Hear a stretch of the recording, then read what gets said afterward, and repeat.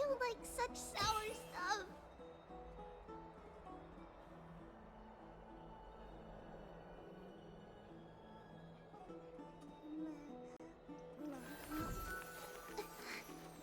It's a blood to the patch. We'll pass it on as fast as we can. Let's go.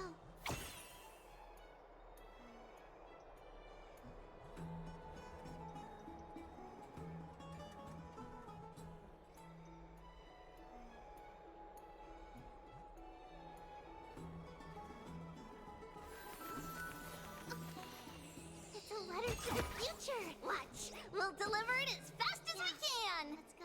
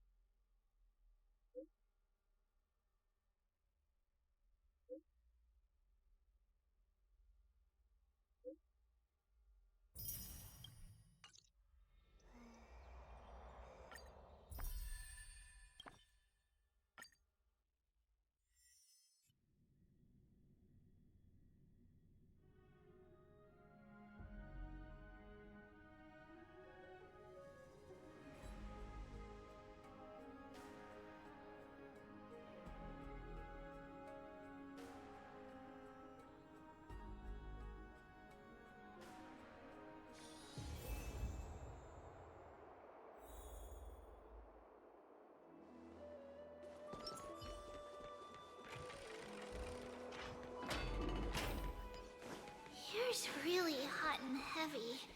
Has it always been like this? Is someone injured over there? What's going on?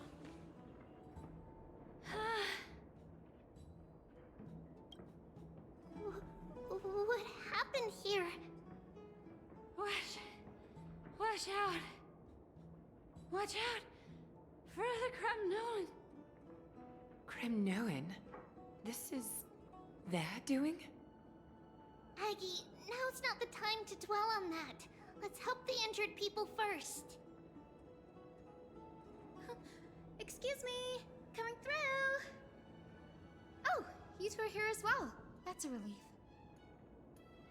Even the Twilight Courtyard is involved? What in the world happened here? I actually just came to relax.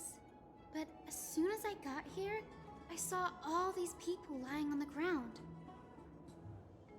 I've examined them, and they don't seem to be seriously ill. It feels like they've just spent too much time in the hot water. Multiple individuals fainting simultaneously from the hot pool steam? Where is the manager of the Bobs? He disappeared, and no one knows where he's gone to. Some people have been saying that the Kremnoans are behind this. Lady Aglaya, what do you think about this? Let these people rest. The two of you, please come with me. Have you thought of something, Aggie? Yes. While their intentions elude me, it's time to bring this farce to a close. I heard it's the Kremnoan. I heard it's the Kremnoan. This is all you can do, huh? Pitiable deliverer.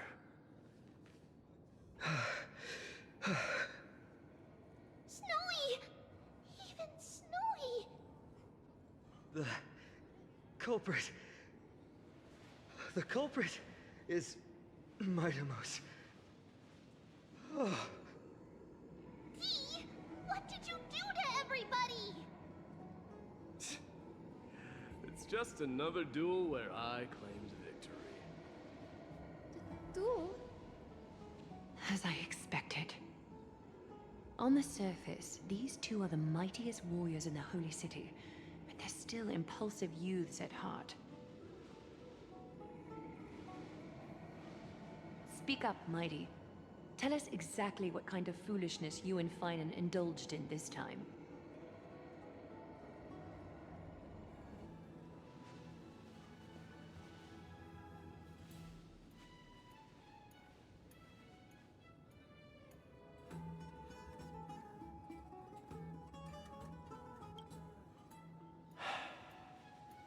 No, none of those sound right.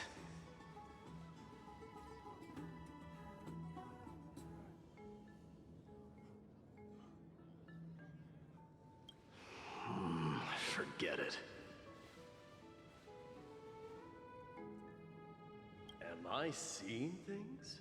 Is the magnificent deliverer finally deigning to step outside?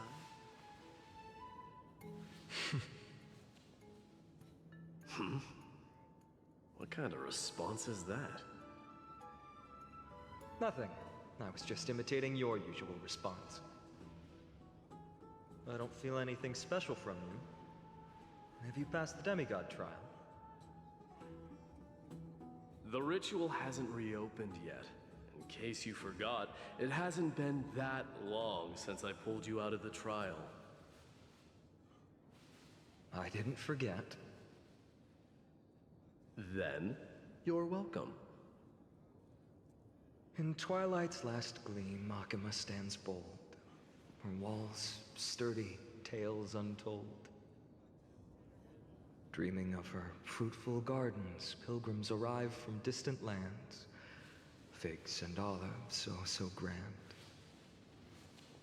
Yet little do they know that they will step into flames, fuel to the fire, a burning brand. What are you playing at this time? I just felt like reciting a few lines of poetry. Surely the Crown Prince of Kremnos knows how to appreciate poetry, right? Kremnoans steer clear of such weak literature. But my library doesn't lack collections of this kind. These lines express the poet's yearning for their home, just as Akama is distant from many people's homes. I know how to interpret poetry, Haikis. There's no point in pretending to be profound, my friend. Thank you for helping me out when I was in a tight spot, but it seems to me that you aren't prepared for the trial either. Don't compare your situation with mine. My people are still relying on me. I can't ascend to godhood on my own without first resolving their issues. So, are you suggesting that you, the mighty Mightimos, and the heir to the throne of Kremnos, wish to defy tradition that has endured among your people for millennia?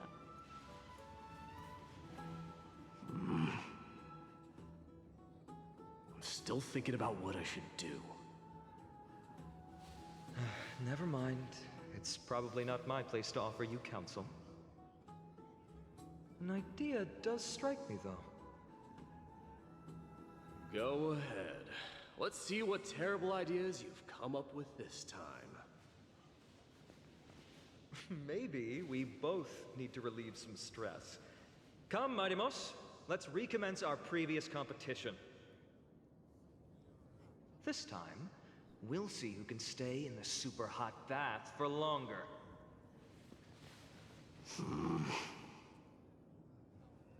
What? Are you chickening out? The phrase chickening out does not exist in the Kremnoan language. I just find the situation absurd, that's all.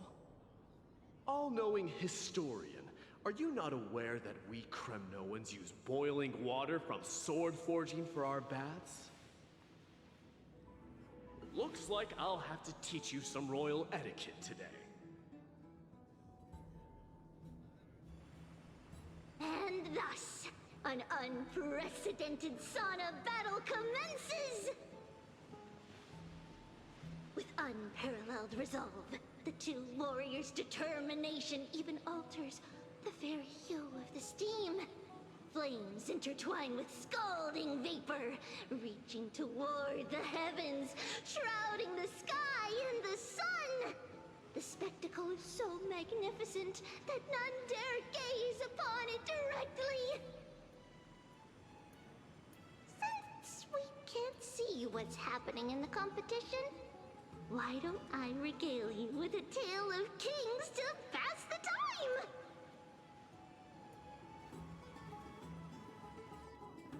Do you recall the legend of the Gorgo lion mentioned by a certain veteran?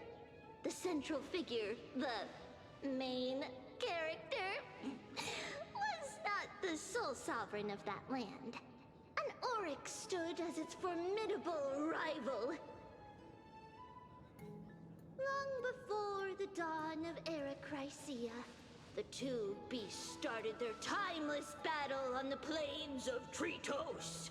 The lion regarded the oryx as its food, while the oryx perceived the lion as a scornful, oppressive, and challenging barrier that it swore to topple with its antlers.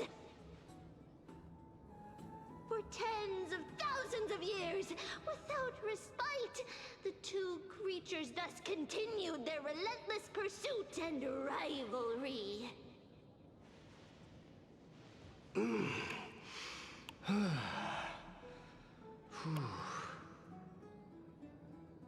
It fixated on its rival's fleeing form in the chase.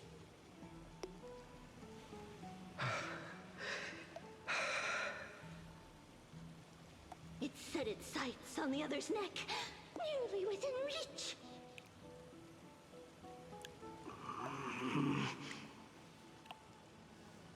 It was stuck in a corner.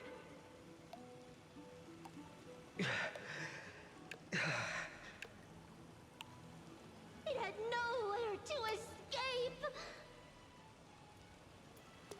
On the land of Amphorius, some lives meet their end at dusk, some at dawn, and yet others are fated to perish under the blistering sun at noon. And at last, the most scorching moment of the day descended upon them.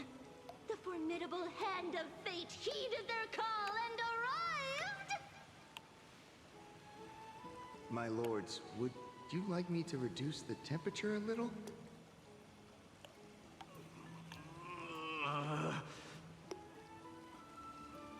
What? You're chickening out already? Get lost. Are you asking me to get lost, or...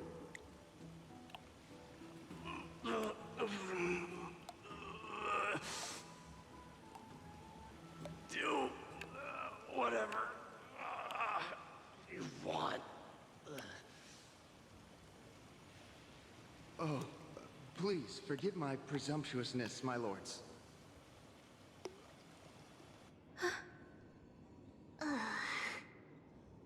What a spectacle of folly. This is what you get for daring to challenge a Kremnoan without understanding your own place.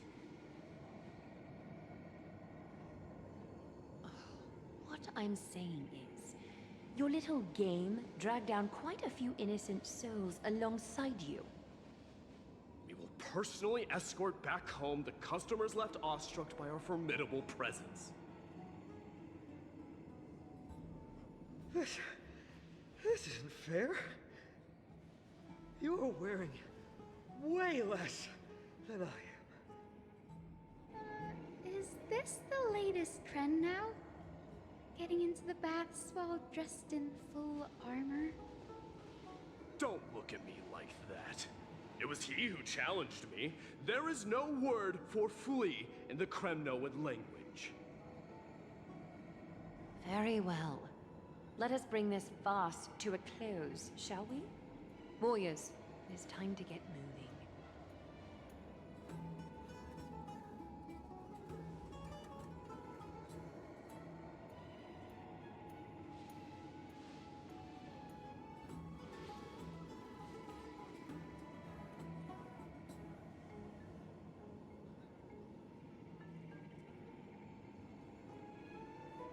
Alas, the Flame Chase journey is destined to be a lengthy one, replete with obstacles. But thanks to those two, all the gloom has vanished into thin air. Well, we just had quite the commotion. It's not every day we find the Marmorial Palace this serene. Shall we continue with our previous plans? Hyacinth, would you care to join us? Such an empty bath is indeed a rare sight. I was looking forward to unwinding after work. I'd be delighted to accept your invitation, Lady Treeby. How about we go to the biggest bath?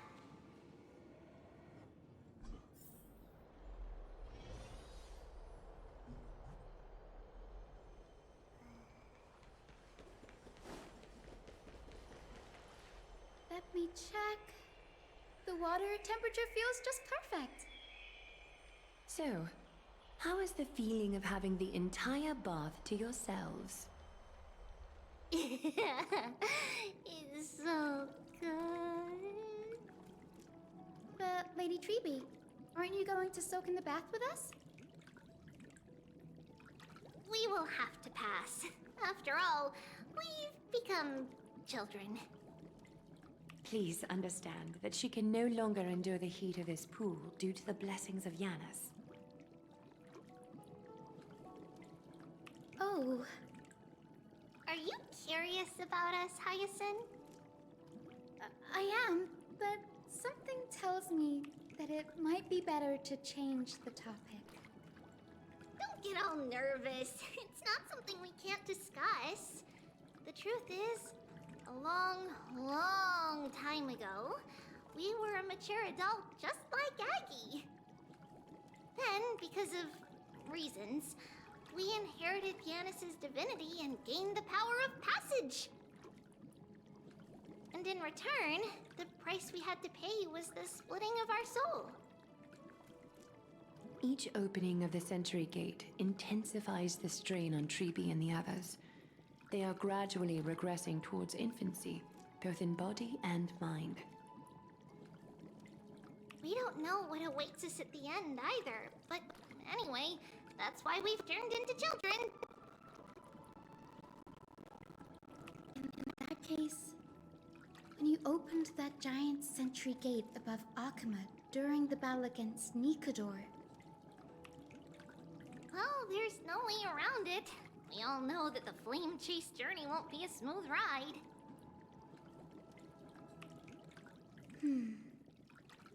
maybe we can find a way to fix it. The primary research focus of Noosporists is the soul. We explore its depletion and methods to restore dispersed souls. As long as research continues, there might be a breakthrough that can help. We will do everything we can. So your first reaction is in fact denial. You're indeed an Access student. I look forward to your good news, Hyacinth. Now there's another reason to look forward to tomorrow.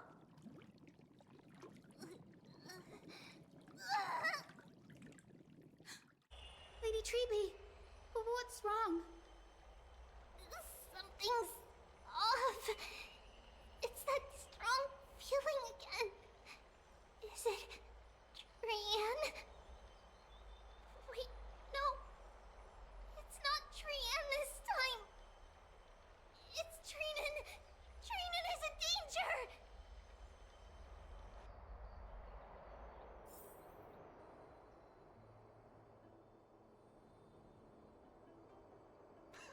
I win this round of escorting the bathers home. How does one contender alone make a valid competition? Offering a compliment or two wouldn't be the end of you, you know.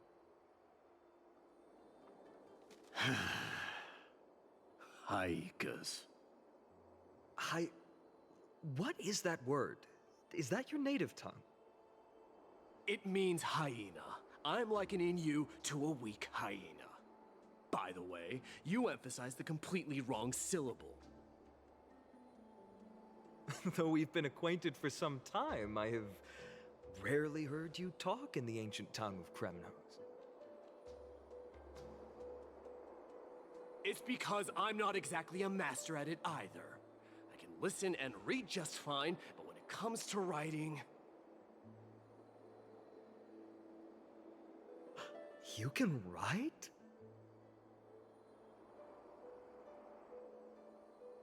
You speak as if you don't have a brain. That was in jest. I understand. After all, you spent all your childhood wandering far from home. Worry about yourself first, Deliverer. You also never mention your hometown, apart from when you need to introduce yourself.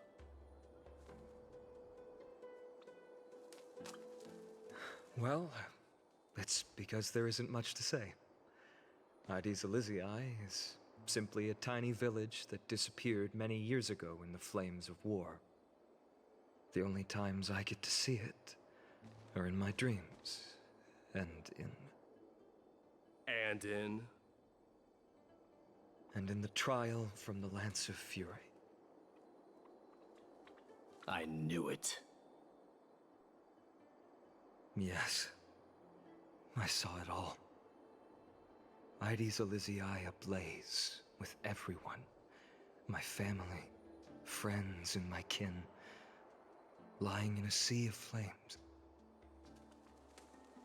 A blood-red half-sun hung in the sky, just like on that day.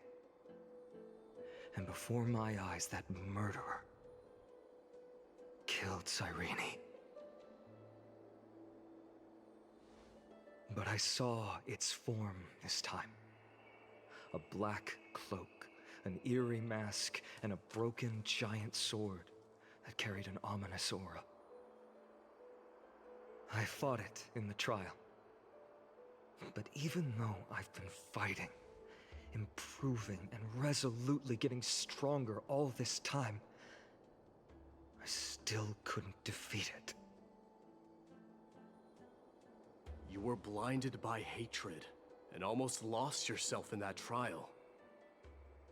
That's right. And that's why I am truly thankful to you, Mightymouse. You finally picked up some manners. Better late than never. Then what about you, Mighty? What did you see in that trial? What do you fear? There is no word for fear in the Kremnoan language. I'm getting the feeling that your language has no words at all. But to answer your question, I saw Akuma in the trial. As well as... my old comrades. Hephaestion. Perdiccas. Ionius. Ptolemy. And Possesta. Ever since I returned from the Sea of Souls, these five have been by my side. We faced life and death together during our days in exile. Those 10 years were arduous, yet filled with moments worth treasuring. Each night, we would gather by the campfire, savoring honey brews and singing our hearts out. The wind in the wilds of Amphorius smelled like rust. Hephaestion would always tease me about adding goat milk to the honey brew, claiming I ruined the blood-red color of the drink. He had a scrawny figure, but was a relentless force on the battlefield, dispatching foes without so much as a blink. Perdiccas was an expert in concocting medicines, delving into all those strange folk remedies. Leonius was a swift runner and our most reliable messenger. Ptolemy was a real bookworm, always spouting off in chapters and verses. When we left Kremnos, he made off with a stack of ancient tomes from the Grand Library. Not like it mattered, as my family owns the library. And then there was Possesta. He was the silent type, but a truly masterful musician. This is the first time I've heard you mention these five. And their names. They died on the battlefield before the Kremnoan detachment managed to join Akuma.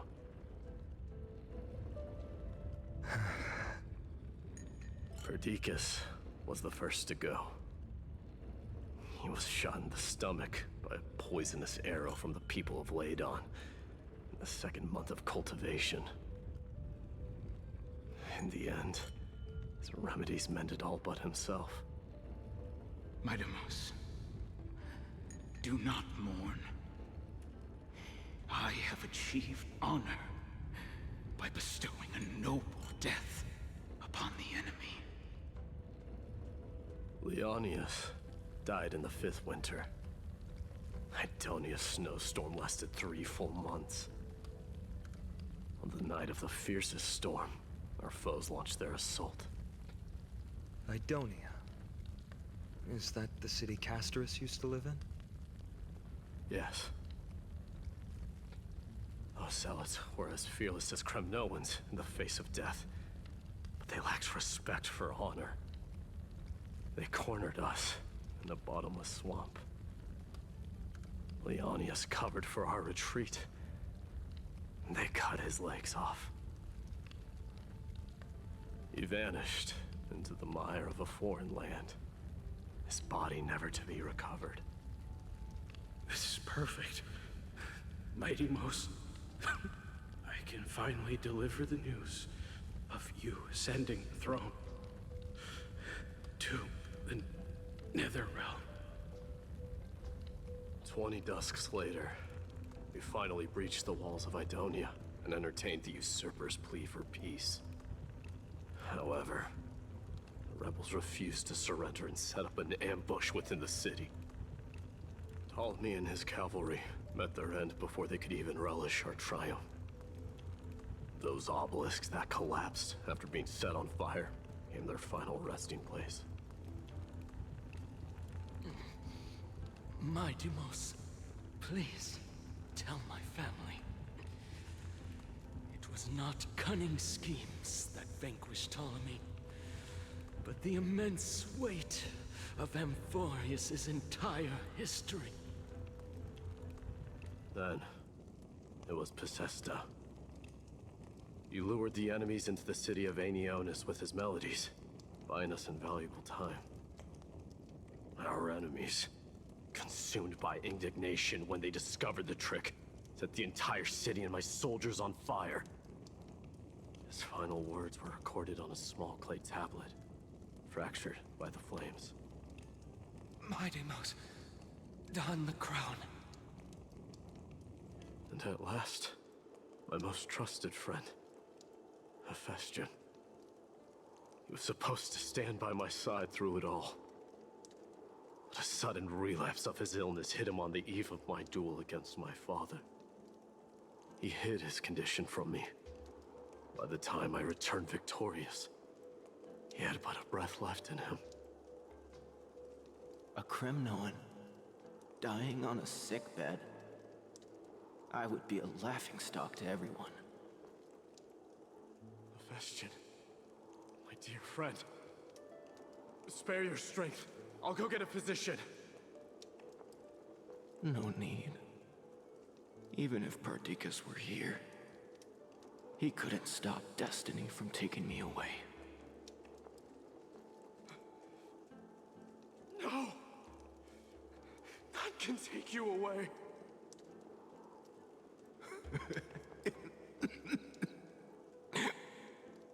Midamos, our king, do not shed tears for me. It's not befitting of your status. Farewell, my dear friend. You must lead us back home. What a grave trial indeed. Now I understand why you see immortality as a defect, or even a curse. My father threw me into the Sea of Souls to break the wheel of karma. But little did he realize it would grant me an immortal body and summon a fated revenge on his head. Following his demise, I considered leading my people back to our homeland.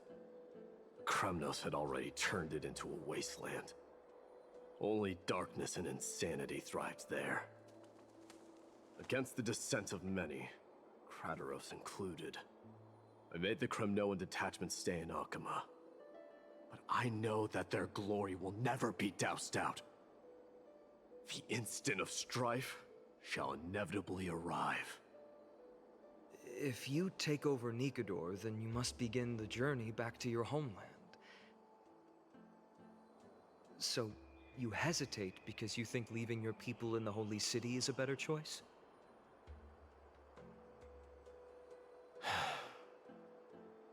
I don't know. But I have never been crowned. And those 5 were never endowed with any titles. None is aware of their glory. Your predicament is truly complicated. I don't know how I can give you any useful advice. Maybe you could seek counsel from more people, such as the Grand Craftsman. Cartonis' people seem to have been through comparable dilemmas. And that teacher of yours, Krateros?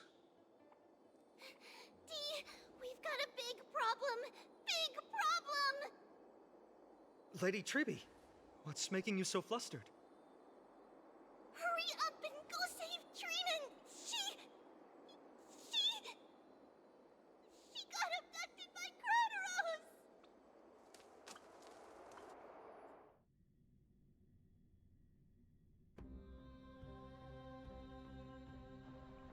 Krateros! What's going on?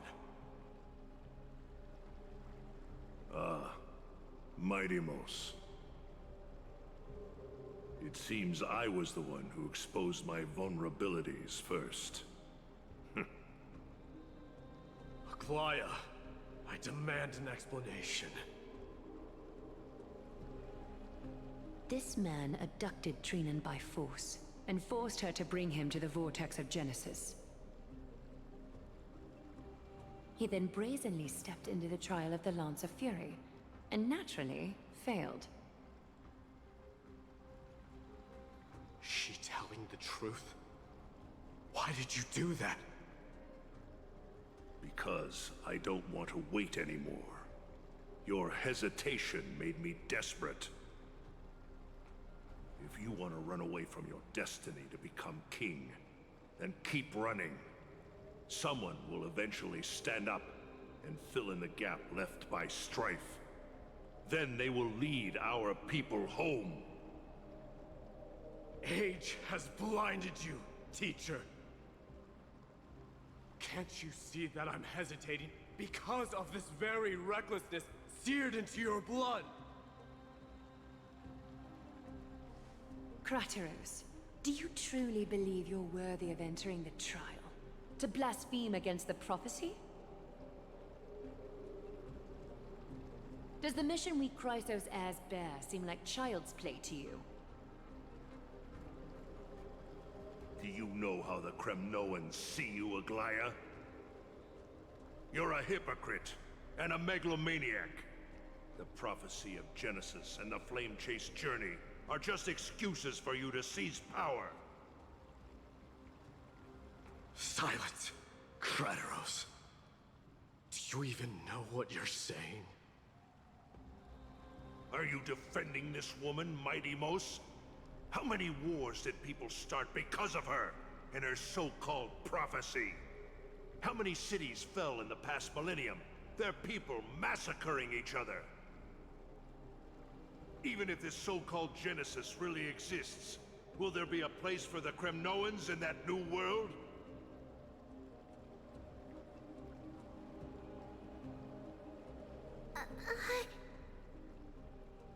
Are you done talking? By agreement between the Chrysos heirs and the Council of Elders, those who trespass upon the Vortex of Genesis need not be tried by the Council. I am allowed to pass judgment alone. Krateros, your actions are unforgivable. I hereby sentence you. Aggie, wait! We have a proposal! Someone has to resolve this conflict between the cities. Lord Krateros did not use violence to harm us. We can sense that his anxiety stems from his concern for his people's future. Please, Aglaya, hear us out first. I'm listening. I'm sorry, Lord Krateros. We were so preoccupied with deciphering the fragments of prophecy that we neglected those of you not favored by its message. Your accusations were harsh, but justified. We wish to earn your trust, and those of the Kremnoans. I think the best way to do that is to take you to witness the source of the prophecy for yourself. How are you going to show me something that has no form? You've heard about that Outlander, right? He has somehow made a connection with Orynyx and can completely replicate scenes from the past. We will ask for his aid. Tomorrow, at the Abyss of Fate in the Temple of Yanisopolis, we will show you everything from that distant memory, Krateros. A fair proposal. I accept. Until then, you will be stripped of your freedom. That is my one condition, and I will brook no argument. It is not the first time I've been made someone else's prisoner. Do as you please, demigod. Teacher, why did you do this? Forgive me, young master. But I just cannot wait any longer. Ever since your father died, our people and I have been waiting for a day to revive Kremnos. We placed all of our hopes in you, but never received an answer. This obsession for returning home has become a sickness for our people. Wise as you are, I refuse to believe that you can't see the truth. You have a clear head, which is why you're also incomparably alone. A smart person can only choose to tangle himself with the mundane of this world. If you're truly capable of leading our people beyond this blood-stained fate, then prove it to me once more, Mighty Mos. Just as you did back then.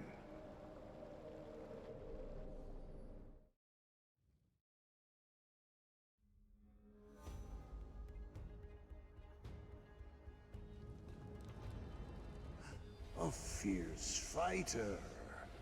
I did not expect such heroism from a feeble Acheman. Fulfill your duty as the victor, warrior, and tell me your name. I seek an honorable death from you. As if you have any honor!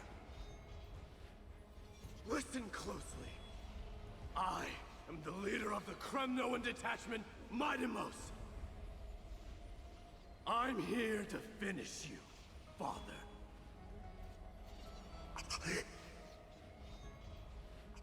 It is you, the beast spurned by all. So you did defy death. The prophecy was true.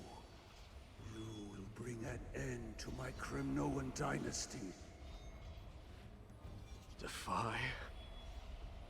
You're wrong. Death fears me. It's the reason I have this body of steel. As for you, you already stand at death's door, Father. You were the one who threw me into the Sea of Souls. The one who tried in vain to enslave a Titan.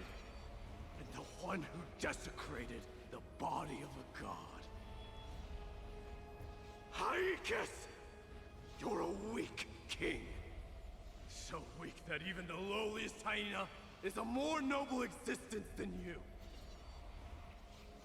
And now, fate's reckoning is upon you. Then swing your blade. Take my crown. Coronate yourself with an old king's blood and inherit it all. Become the new rightful king of Kremnos. No. I don't want the crown. Listen. There's only one end for the kings of Kremnos. Then the crown means nothing to me. All I want is your life. To avenge Mother and my comrades. But the walls of Kremnos will not fall with me. Do you truly think you can escape fate's grasp, my son? You and I, we're both the same. We feast on strife and fear. Now, kill me! The son of Gorgo is destined to be crowned in blood!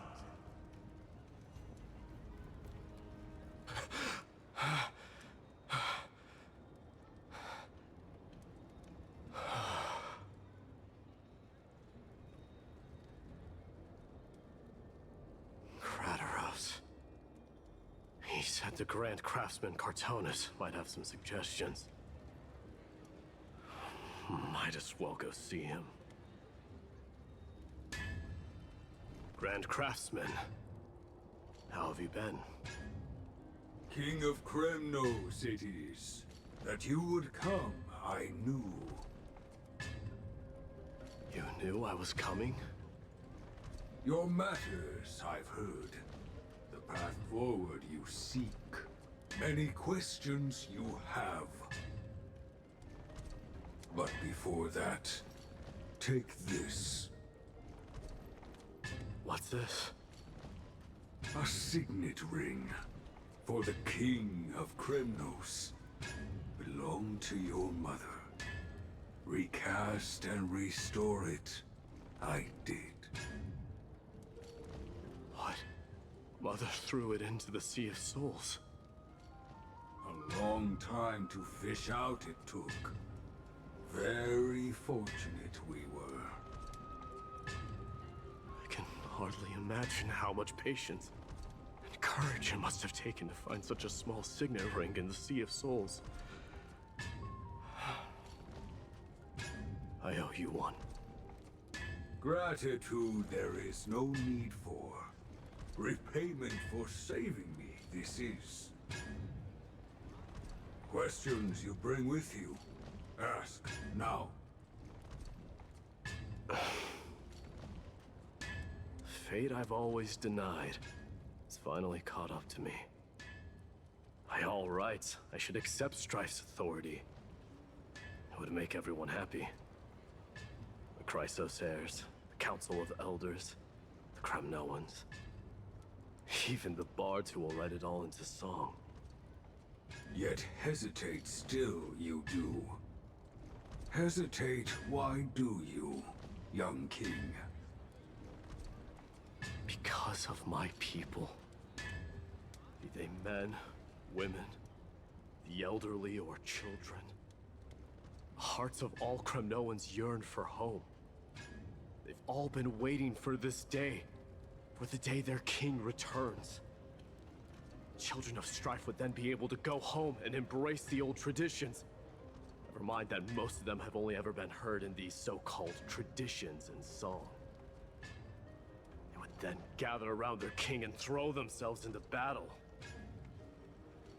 This is not a good thing, you believe. The Kremnoans have been trapped in a cycle of bloodshed for the past 1,000 years. They seek vengeance, start wars, become prosperous, and decline. How much innocent blood flowed into the River of Souls in all those years? How many needless sacrifices could we have avoided? I accept that fate and become the totem of strife that lead my people into repeating the same mistakes. Then of course I would be terrified. I'd be terrified of becoming king.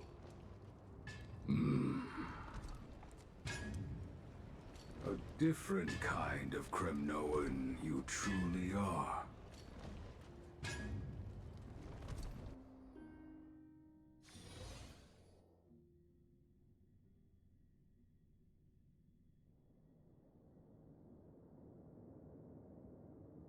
Mama, I had a dream last night. Oh. Now what did you dream about, my darling Trebios? I had a dream that I turned into many me's. Then we made the moon into a ship and made the stars into our sails. Then we floated on the ocean and let the wind blow us in any direction it wanted. Well, that sounds like a lovely dream. Yeah! The ocean and the sky were really, really dark, but there were so many of me that I wasn't scared at all because we'd all sing together. The ocean wind blew us onto an island where the wind tasted like flowers. There were bleating sheep and chirping birds inviting us to be their guests. There were so many animals on the island, but none of them ever fought. Yanis's holy maidens can receive guidance from the God of Passages. Perhaps what you saw in your dream is a divine land somewhere in Amphorius. You think so? What's wrong, Trebios? You look unhappy. Because on that same island, I saw a dark mountain on the other side of the ocean. And it was very, very tall. The mountain looked alive, and it kept getting closer to the island. Then I realized it wasn't a mountain, but a very, very tall wave made of water. When the wave smashed against the island, it looked like it was going to eat the island up. The small animals tried to chase it away, but they couldn't stop it. Then there was a bang and I woke up. A dark wave. Mama, does something that scary exist in real life? Yes. Unfortunately, it does exist in Amphorius, but it's very far away from our temple. We call it the Black Tide, though it has nothing to do with water. It has no shape or form, but it can swallow up animals, humans, and even titans, turning them all into monsters. Oh, the Black Tide is a baddie. I don't want everyone to turn into its food. Can't we chase it away? Of course, my dear. You only need to behave well and listen to what the adults tell you. Study all the knowledge and etiquette you need, then grow up and become a proper holy maiden. The divine Yanis will then give you guidance and help you light the way for the people.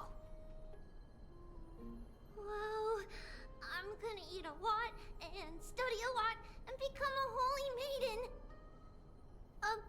But Mama, you said the Black Tide can swallow up titans too. What do we do if even Yanis is eaten? If that happens, then the Holy Maiden will have to be the one to guide people on the right path. After all, we are the human avatars of the God of Passages, yeah? Yeah! But one person alone is not enough. Once you're older, you'll make a lot of friends. You must do your best to unite them, because that's also our duty as priests. Friends? Are they also like me and Mama with pretty red hair? They might not, but they'll certainly be just as smart and kind as you. Mama? Am I dreaming? Don't be silly, dear. Of course you're not dreaming. I've always been by your side. What? Now be a good girl and call your friends over too. Let's play hide and seek, just like we used to, okay? My Trevios is the smartest girl. I'm sure they remember where everyone is hiding. The voice sounds so far away. I don't remember. Who am I looking for? Your friends, who will chase the black tide away alongside you, of course. Is this from my childhood? I don't remember. Use the spindle to connect everyone. There will be an amazing captain on that big ship. She's cheerful, optimistic, bold, and cautious. She'll be able to get everyone together. Wow, that's amazing! Can I be the captain? Of course you can. But you'll find someone else who's better for the job, my dear. I think that person lives in a beautiful temple that sits atop a hillside, covered in golden fig trees. There's a noble girl there who's very smart, but also very delicate. Just like Mama? Perhaps. But before we find the captain, the ship also needs someone who can navigate it. Who could that be? Let me think. I know! She's Trevi! I named this doll after myself? I don't remember it all. Is this a dream or something that happened in the past?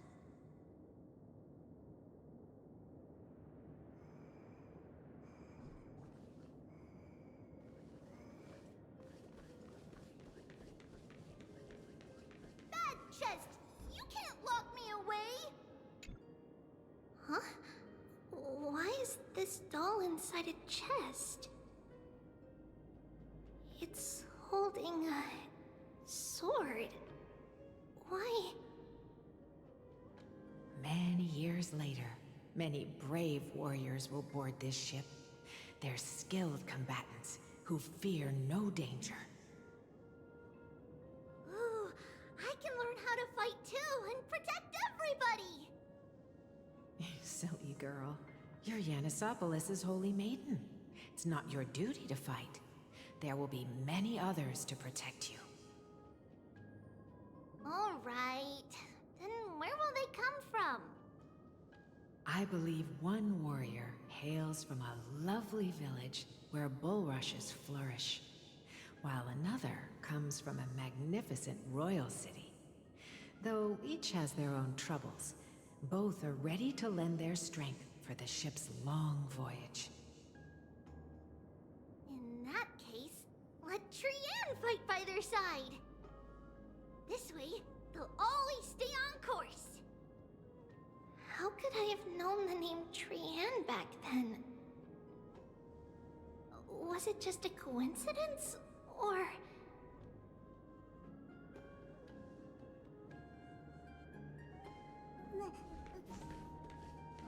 It's packed full. Mama must have left all of these for me. All the words are blurred out. Could it be that my memory is fading?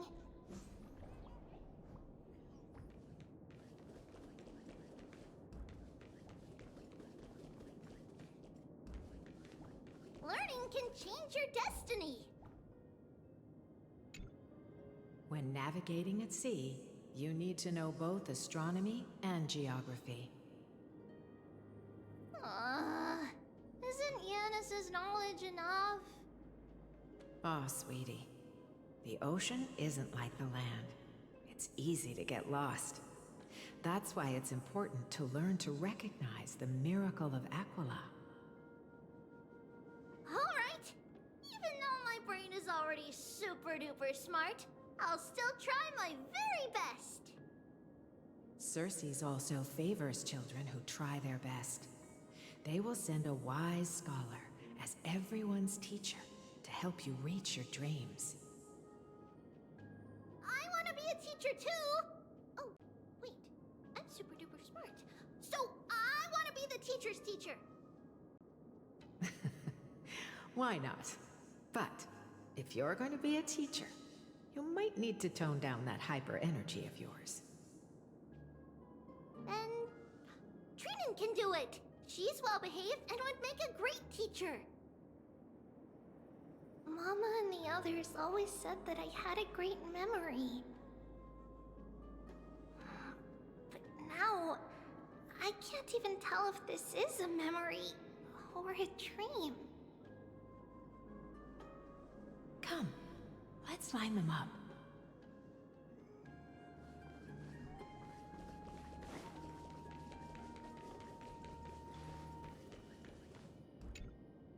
Now, Trebios, set them on this music box and let them compose a melody for our song. Music box? What's that? Sweetheart, are you still groggy from your nap? You invented it. I invented it? What does it do? Oh, my lovely Trebi. You're usually so bright. What's gotten into you today? Well, you might as well see for yourself. Put your good friends on it and see the wonders it can do. Put the dolls on.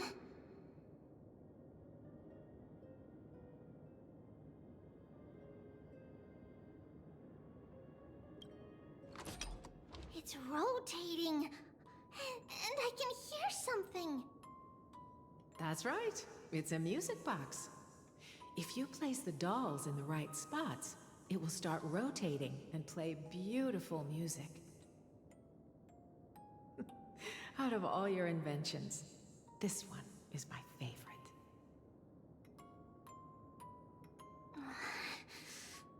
I don't remember. It's all right, my child.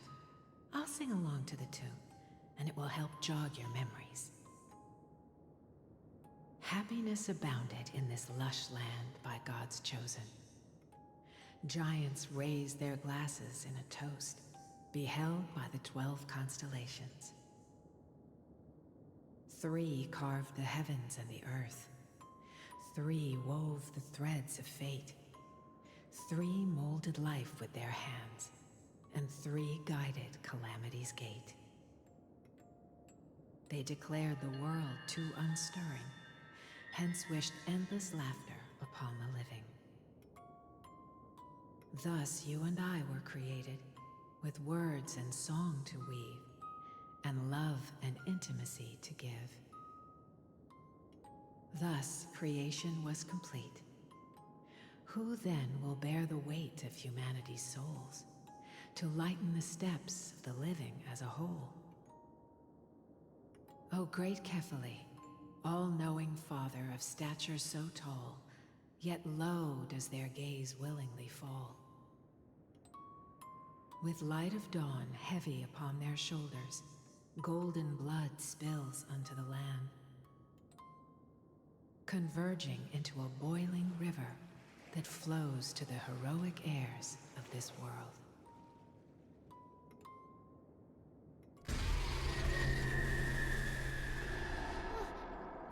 What's going on? Oh, Yanis, please lend me your ears. In the black mist, as death and fate draw close. On the bloodied earth, the living dead, but ghosts. What is this world? It mirrors your maze-like fate. What is this world? A silent lament without a trace. What is the past? Wandering ghosts that linger. What is the future? Souls scattered by fate's finger. What is the start? A voyage born in solitude. What is the end? A spirit, lonely and subdued. Lonely and subdued. And subdued. And subdued. Subdued. Subdued. Subdued. Subdued. Subdued.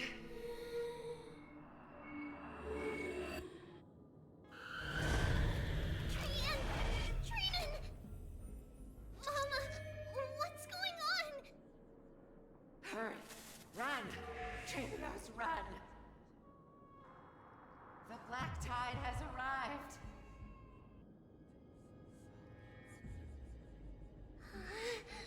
Where can I go?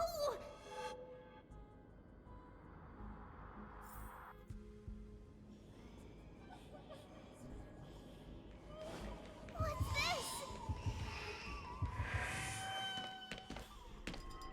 Why? Are there dolls everywhere? This is the sacrifice of a holy maiden. You won't make it to them. Only one person can. I know! It's fine if we can't reach the end. Our minds are made up. Go. Bid your farewells, treatments. Time is running out. Mama, are you going to leave me? My sweet girl. I will never leave you. But remember this, Trebios.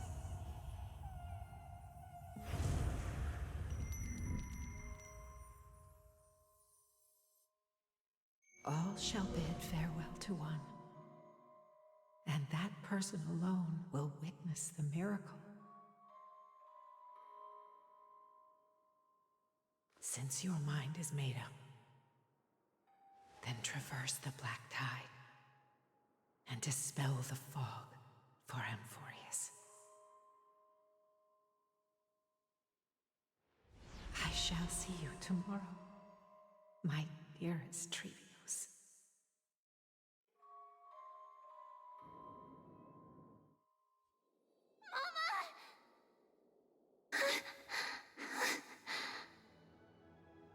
Are we still in a dream?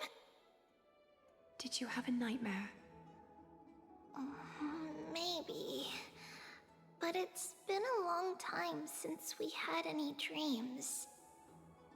It's not yet the entry hour. You still have plenty of time to rest. No. Our heart is still racing.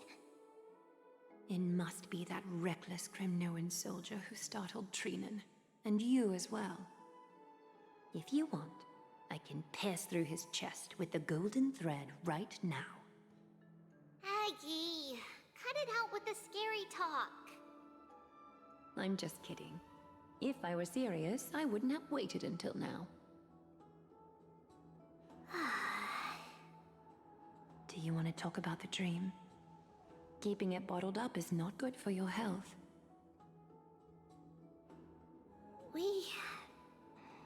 dream about Mama. The dream itself was nothing. It's just the timing that feels a bit unsettling. You mean... It's Trianne. Even if we refrain from ever using the power of the Century Gate again, her soul continues to slowly drift away from her body. There isn't much time left. Perhaps it wouldn't be such a bad idea to let her relinquish her role as the gatekeeper and live out her days as a carefree child. You have a point, Aggie, but our decision has already been made on that matter. I believe there's still another way. Souls will be spent until they dissolve into dust. Such is our fate. Once we had a whole and connected body. If that body were a tree, then its trunk and branches would share the same fate, decaying at the same pace. Now, we are fragmented into numerous selves. Despite the absence of a trunk, we are offered another possibility. We can choose how our branches will perish in a way that is most beneficial to the Flame Chase journey. Compared with saying farewell to one person, watching many fade away before me is even more sorrowful. But advancing is the destined end of Yanis's trial. There's no retreat in our path. Don't feel sad about saying goodbye to us. We have already agreed on this, right? It won't be long before I forget what sorrow tastes like.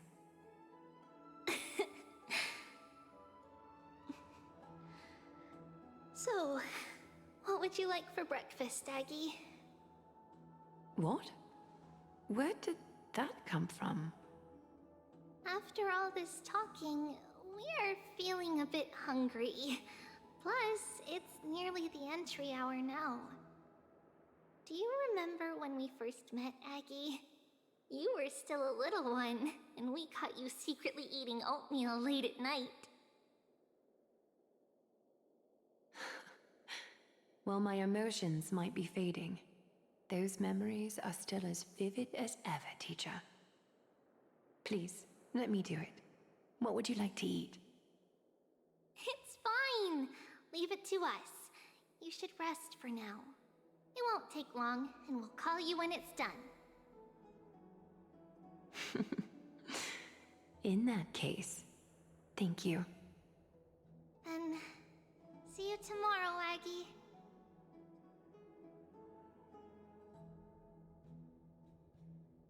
Nevertheless, that nightmare is ominous.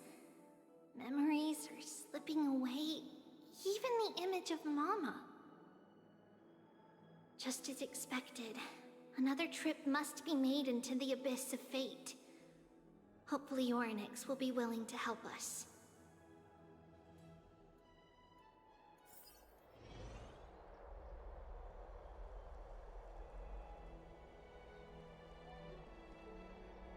Long time no see, Professor Anaxa. Who are you? It's been a while. I'm the one who once overthrew the entire classroom in that spiritual physics lecture. Oh, it's you. No way. Do you really still remember that, Professor? I remember that glib tongue of yours. What brings you here? Surely you're not here to reminisce. You could tell. Of course. You only beat around the bush when you have a hidden agenda. That's not true. I'm here to seek enlightenment, as always. Could you please teach me everything you know about the black-robed swordmaster? Rumors sure travel fast. Unfortunately, I too know nothing about it. I can only tell you that it is clad in a black robe and wields a greatsword. At least, It looks like a great sword. It's shaped like a twisted half-sun, and a peculiar dagger resembling a crescent moon. By the way, take this with you. I got it from the sneak attack. It's yours now. Oh. I was right. It is this thing. The one who torched Aedes Elysiae to the ground. And killed everyone. Don't try to be a hero. No one in Akama stands a chance against that thing right now. Is that what the Titan said as well? Not at first. But the god relented after having had a taste of its power. Even with the god possessing me, I couldn't fight against that blade. That incredible power doesn't seem to be granted by any Titan. Are you suggesting that it originates from beyond Amphorius? It's possible. Much like the Black Tide, no? Nonetheless, it's an enemy we must overcome. We? Drop the pipe dream, Phynon. No one wants to see you fall by their blade. His mere presence will endanger the Holy City and the Flame Chase. You know that I don't believe in... You don't believe in the so-called prophecy, I know.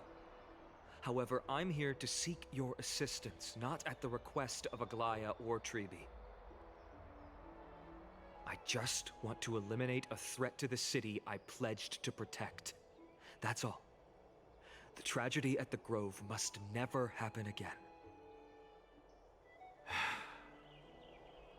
Take a seat. Since you are sincerely seeking enlightenment, I suppose I can tell you one more thing.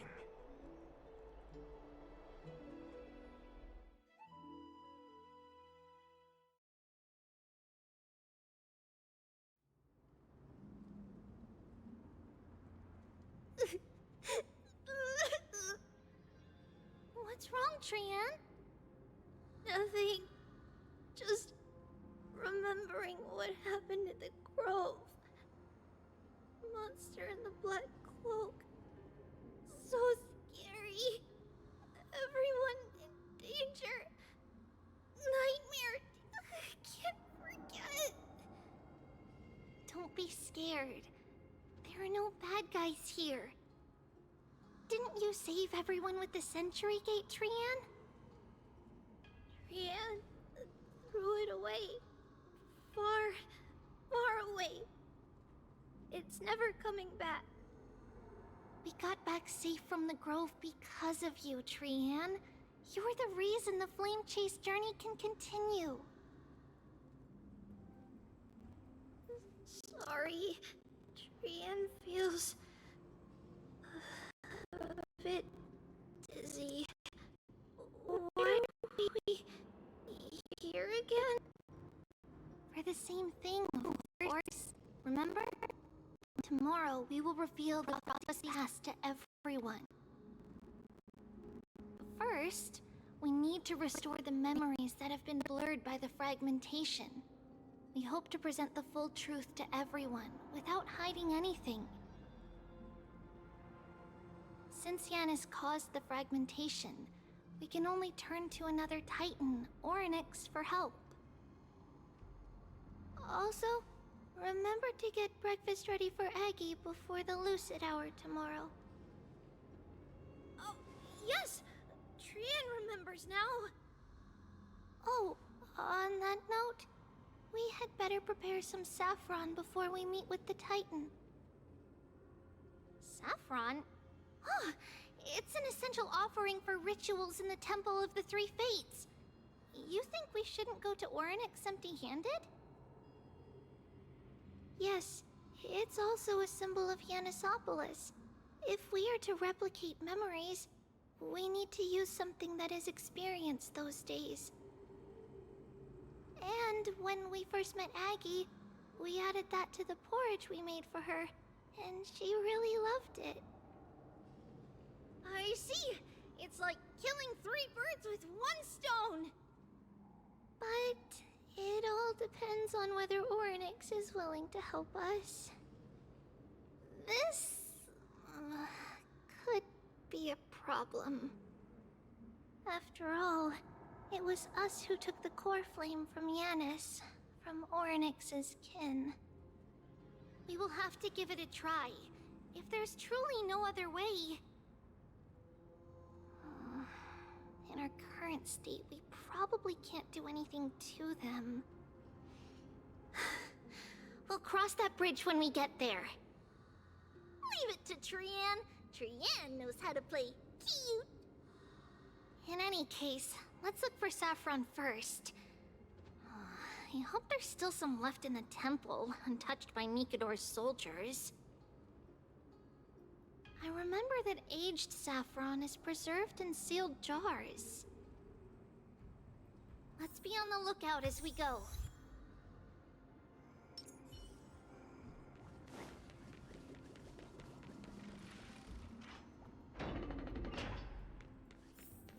It's a dead end ahead. Turn back, teacher. What? Aggie? No, it's an illusion.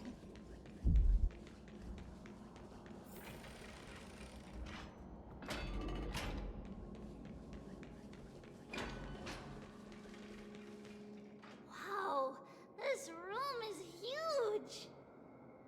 Trinan, did you? Yeah, I saw it. Was that a warning from Orynyx? What are you two whispering about? Treeby? Trinan? Trian can't even hear our own telecommunication. Well, never mind. Trian suddenly feels like this place is quite familiar. Oh, there's a whiff of safari in this room! It's right over there! Over here! Follow Trian! Trian, slow down!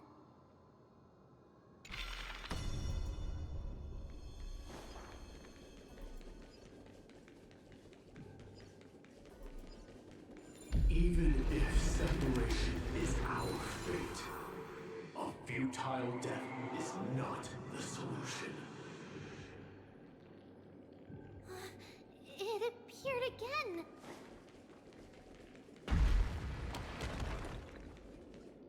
Right here! I summon thee, Orynyx! Stir up ripples of past reverie! Something's appeared! Wait, we should read it first.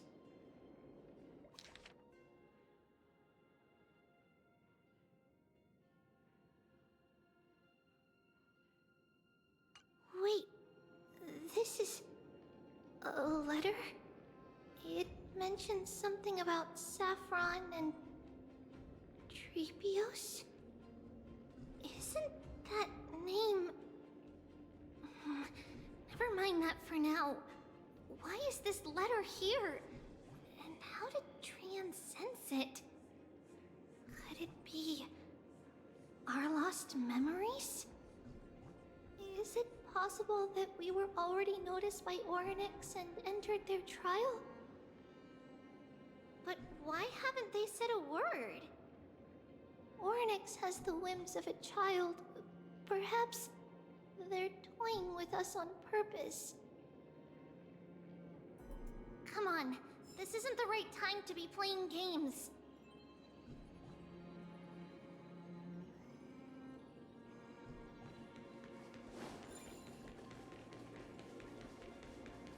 Separation and death are 2 sides of the same coin.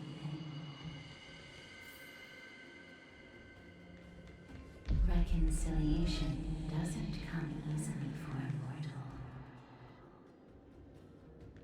Are these visions also fragments of the past? Treeby! Treenan! Look what I found! Is this the safari? Coming! We'll take a look.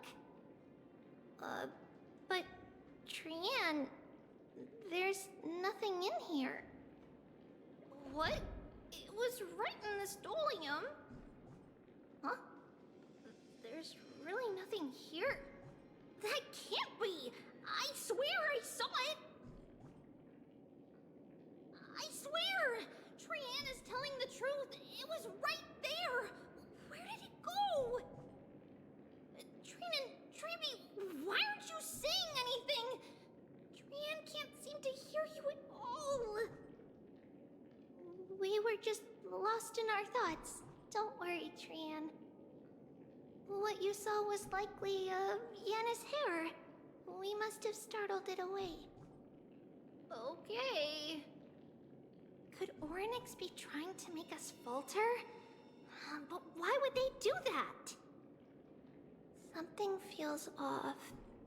Treeby, don't you think this temple is a little too quiet? What do you mean? It might just be an illusion, but Treenan wonders, is Orynyx really putting us through a trial?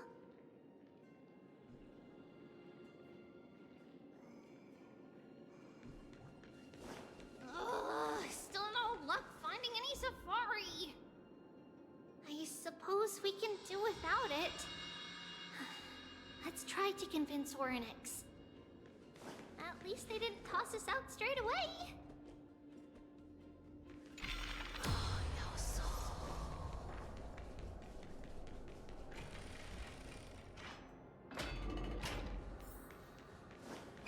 Whoa! Treeby, Treenan, look at this! So cool! There are so many of us now! Man!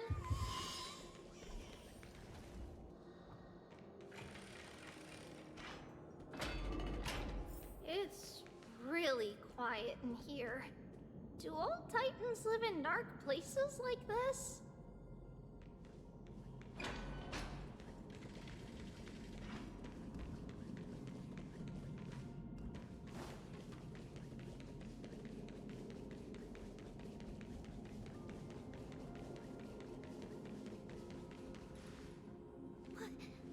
What's going on?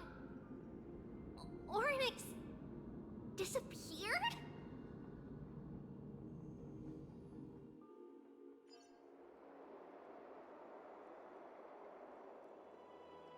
Are you saying that the black-robed swordmaster is not just tied to the Black Tide, but is also hunting for core flames everywhere? This is the most plausible possibility. First, it has a vessel that can hold core flames. Second, I'm one of its targets. Let's start with the first premise. Its peculiar ceremonial blade can interact with a core flame, as evidenced by the pull I felt when it stabbed into my chest. I hypothesized that the blade can sense, absorb, or even retain core flames. The second premise is even more explicit. When it was engaged in fierce battle with many of us and was heavily distracted, it remained consistently focused on me. Or rather, on the Titan Circes inside me. So it's plundering the flames. But if your argument holds up, wouldn't he be headed to Akama soon? The vortex of Genesis is full of the Titan's core flames. Not necessarily. Let's call that person the Flame Reaver for now. If my presumption holds, that person has 3 targets. The first target is me. The second target is Orynyx, who hasn't yet fallen. And the third is Akama and the Vortex of Genesis, where the core flames are housed. But I suspect Akama won't be their first target. Kefali's core flame is guarded by the Council of Elders' arcane power. And Fagusa's water curtain should be able to block out any external perceptions. What about Thanatos and Aquila? Their core flames are yet to be restored.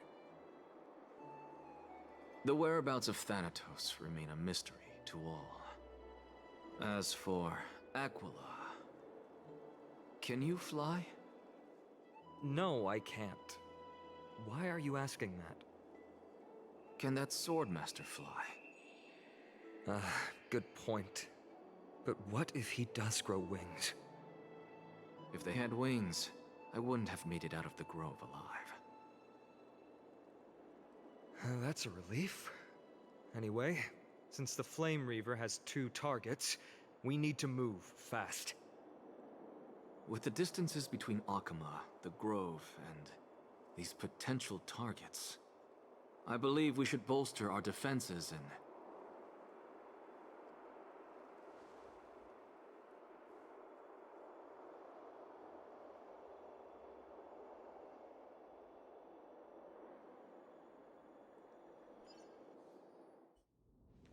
Oryx! Are you in here?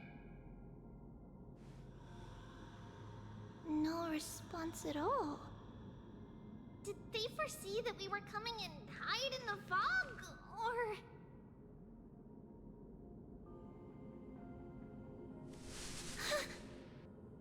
Treeby, we should leave.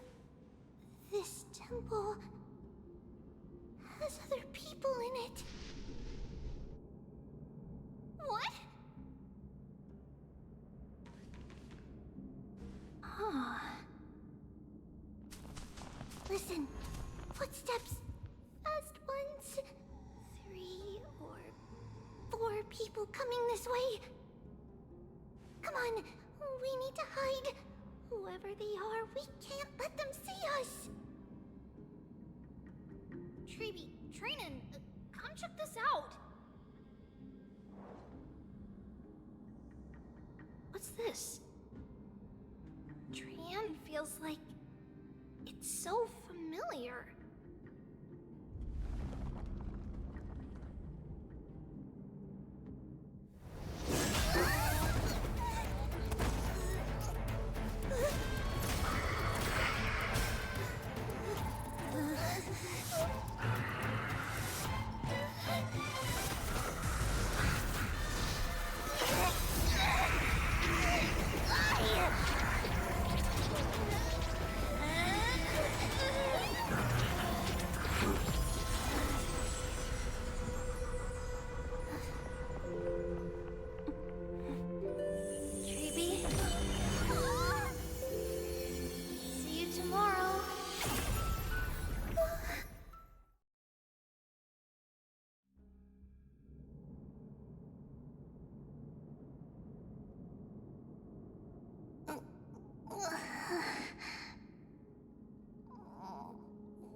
Where am I? Little Gray? Snowy? And... Wait... Where's Trian? Is she back?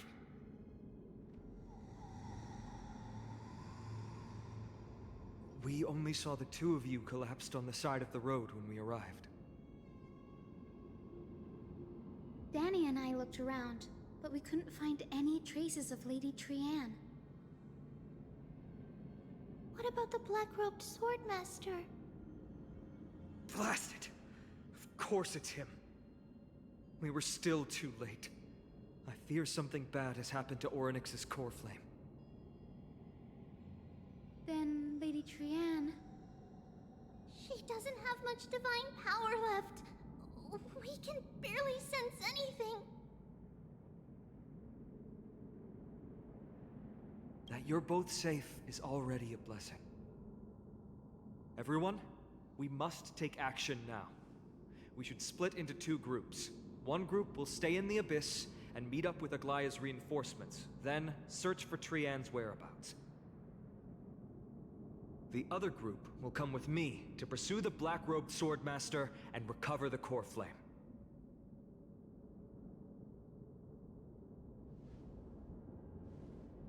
I didn't get to tell you this before, but Anaxa and I already have our misgivings about the Black Tide, so we've made preparations.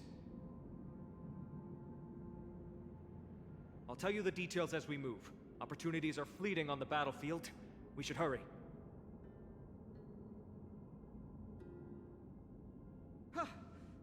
Lord Finan! Lady Treby and Lady Treenan. I'm glad you're all right. Did Aglaya's people get here? Yes. Lady Aglaya already knows about the situation and sent along a message. Finan, I understand that Swordmaster is of great importance to you. But if you charge in without a plan, I fear that you won't be the only one who dies in vain. I understand. Hatred is a hero's deadliest poison. I have no intention of fighting alone. If that Swordmaster really is related to the Black Tide, the Chrysos heirs must not take them lightly. I have indeed planned to return to the Holy City and discuss the strategy with Aglaya. We'll need all the help we can get for this encirclement.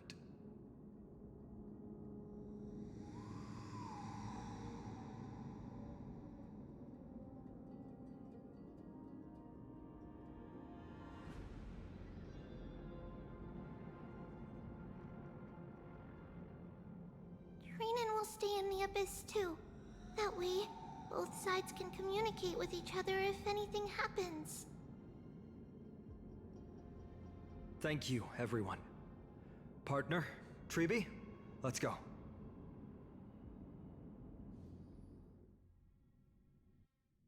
We're back, Aglaya. You should have come to me first, Finan.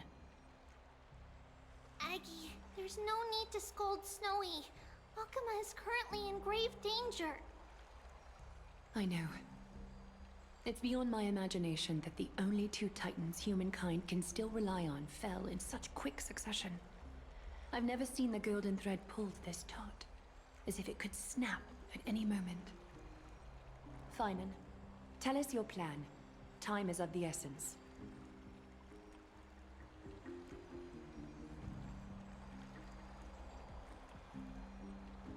This being is not just hunting titans, but taking the core flames too? Yes, just like the Flame Chase journey is doing. Professor Anaxa thinks the Flame Reaver's arrival is likely a sign the Black Tide has spread further. Regardless of whether you're right, this being is still far more aggressive than we expected. But its madness is also an opportunity for us. If its goal is the core flame, then that means us humans can lure it into a trap. Anaxa had already left the Holy City with Cersei's core flame while we were on our way to the Abyss, so he can make preparations for the battlefield. Tell me, what makes you think this won't end with us losing another core flame? Because this time, the power from beyond the sky is also at our side. He is the key.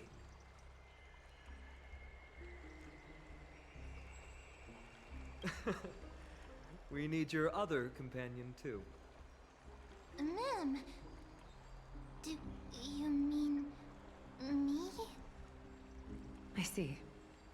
Finan, that battlefield you mentioned, is it Castrum Kremnos? Yes, I'm sure everyone remembers the astonishing miracle our partner here performed with his companion during the battle with Nikador, and how they awakened Castrum Kremnos' past. That will be the key to our victory. We will use Orynyx's power to once again open a passage to the past and lure our enemy inside. Then, we'll seal the Flame Reaver in the maze of time. Impressive. Orynyx has fallen, and Yanis's divine power already belongs to Alchema. Once we take back the core flame, the Swordmaster will have no means of escape. It's very clever, using the element of surprise instead of brute strength. Can you do it, little one?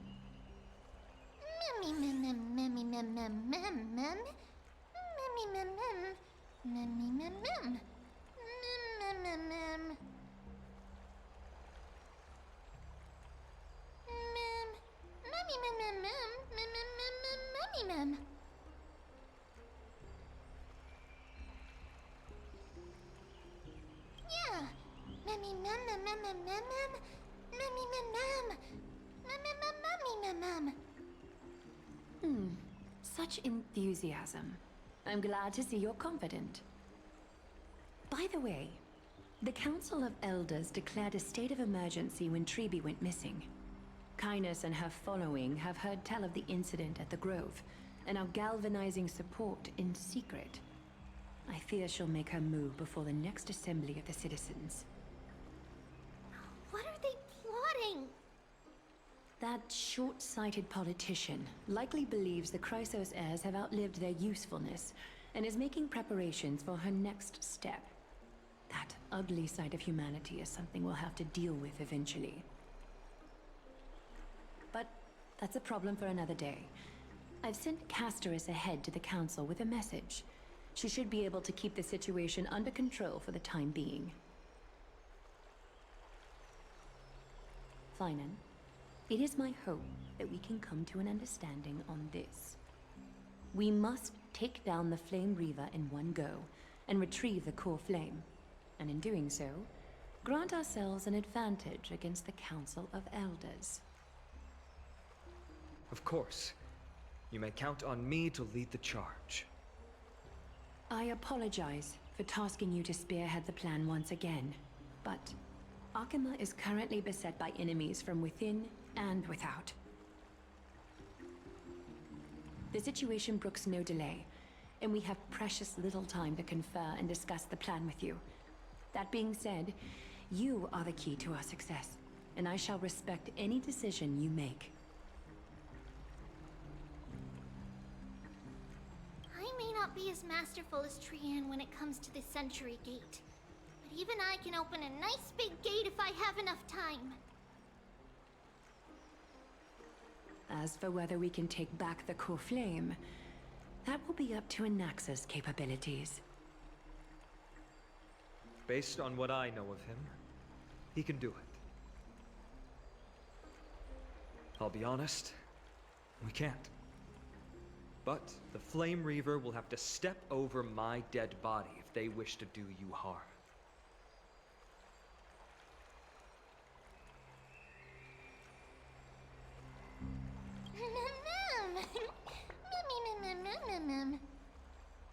We are grateful to you for your aid, and to the rest of you as well.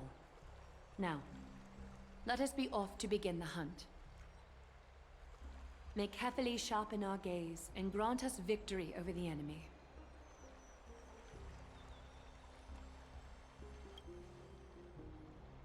You mean Mighty? He's dealing with a different problem. Don't worry, that man would never miss out on this fight.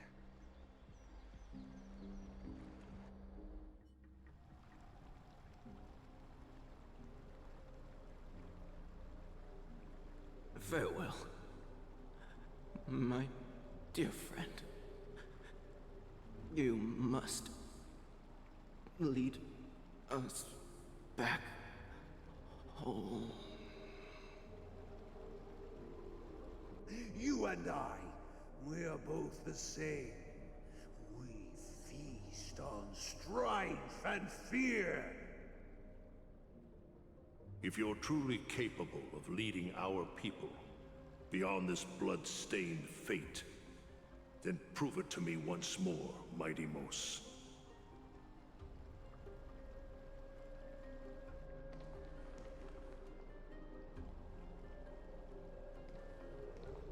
I knew you'd be here. I heard you're about to set off on an expedition. That's right. It's going to be a tough battle, and our destination is... turns out to be Castrum Kremnos. Is that why you're here? To pray to the dead Nikador? No, just the opposite. I'm here to tell you... You can entrust the front lines to us this time. You can't afford to lose your upcoming battle either.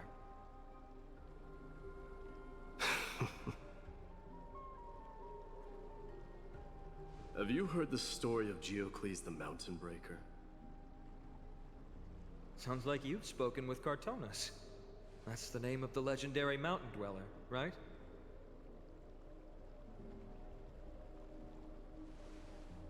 Let's have a chat before we go our separate ways. Cartonus told me that back in ancient times, the mountain dwellers lived in seclusion. They spent their days quarrying and gathering, living a simple and peaceful life away from strife. But Geocles was different. He resisted their traditional way of life, yearning for the world beyond the mountain. They're safe, but humdrum culture was like fetters around him.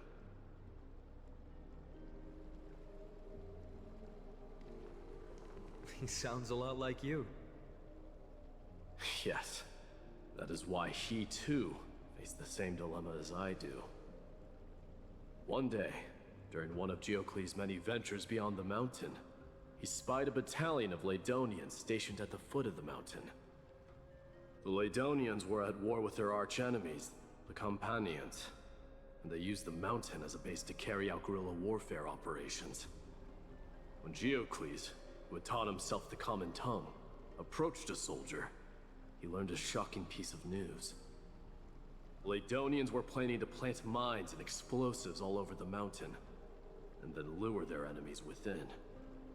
With danger lurking with every step, the mountain dwellers' homes were no longer safe.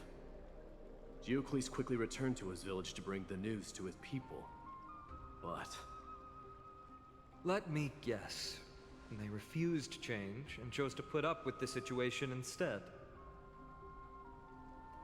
That's right. The mountain dwellers were fearful of even the smallest change to their lifestyle, let alone leaving their home.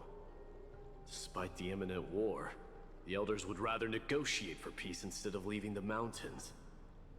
This made Geocles both angry and sad. But he didn't give up. If you were in his shoes, what would you have done? Lead my people on a resistance, perhaps. I'm not sure. I can't think of a solution that would make everyone happy. A solution that would make everyone happy, huh? That's how naive we are. Well, let me tell you what Geocles did. He took the mountain dwellers' store of gemstones and traded them with the Ladonians for a massive amount of gunpowder. But he didn't do this to fight the Companions. Under the cover of night, he set ablaze the forest surrounding the settlement, forcing his people to flee the mountain. That great fire marks the beginning of mountain dweller history. Since then, their people became part of civilization, and giants became a common sight in the holy city. Meanwhile, that mountain they once lived in has turned into little more than foam inside the black tide. But leaving their homeland also brought many mountain dwellers misfortune. They were hunted by Kremnoans or enslaved. Indeed, that is undeniably also part of their history. But that is Geocles for you. The merits of his actions, or lack thereof, have been scrutinized by many, but historians nevertheless hail him as the Mountain Breaker. Why do you think that is? It's simply because he took action and enacted change with his own hands.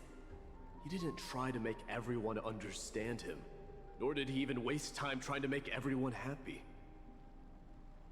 He started a great fire and burned the shackles of tradition to ashes, and then forced everyone to march toward the coming of a new era. You've made up your mind, haven't you? I'll be leaving Alchema soon to fight the great darkness of this world, and to shoulder Nikador's destiny.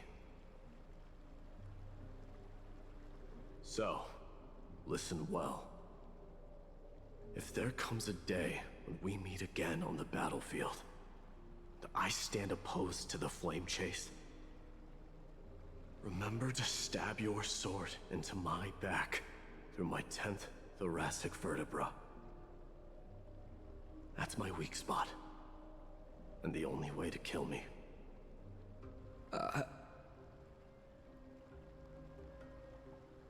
You have my word.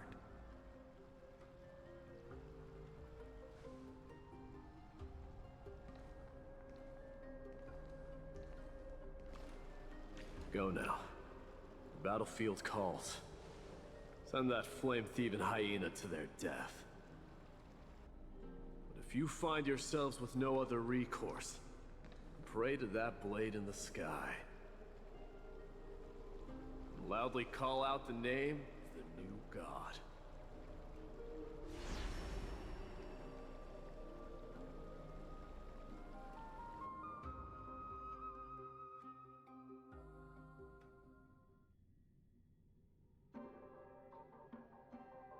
That's the sound of an all-out war. Not the kind of ruckus Professor Anaxa can raise on his own. Let's hurry. The battlefield is just ahead.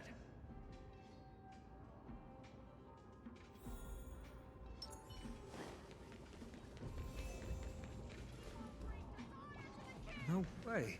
A Kremnoan?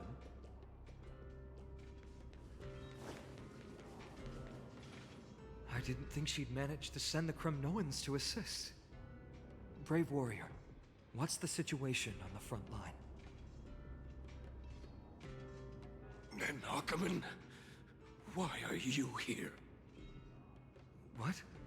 Didn't Aglaya tell you? We have been instructed to assist you in trapping the Flame Reaver.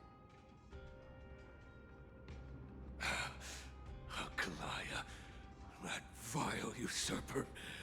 I spit on her name. Our king will be back soon.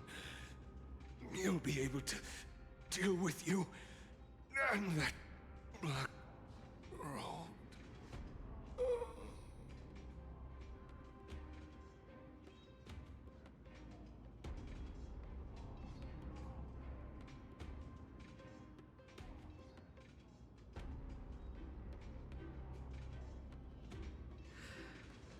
The Kremnoans really are just like their king. Rest in peace. May your glory last forever. Did they come to fight on their own accord? Or... I can still fight. Must become king. Nicanor is with us!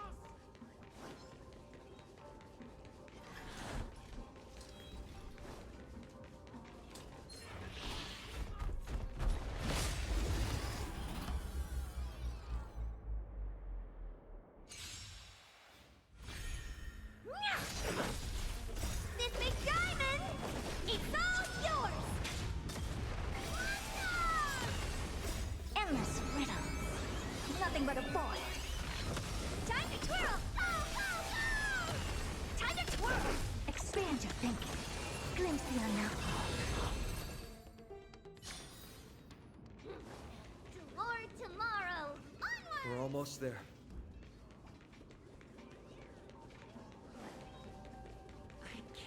See. Once we take back the core flame, Yanis's passage will open. When that happens, you must evacuate immediately. Don't stay behind. The rest will be up to how well we work together. But remember what Mighty said before? Cast aside all distractions once you're on the battlefield. Let's go, partner. Today, destiny shall stand with us!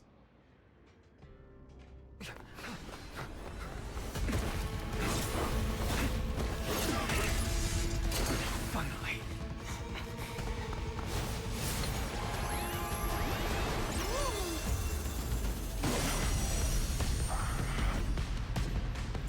Hence in the memories of the dead! Executioner!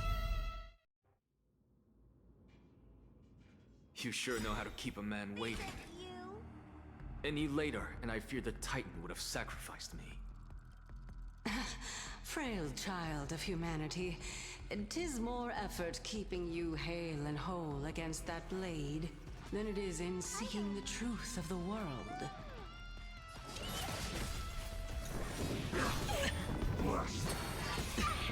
Watch your head. Open sesame. Torment. What are you looking at?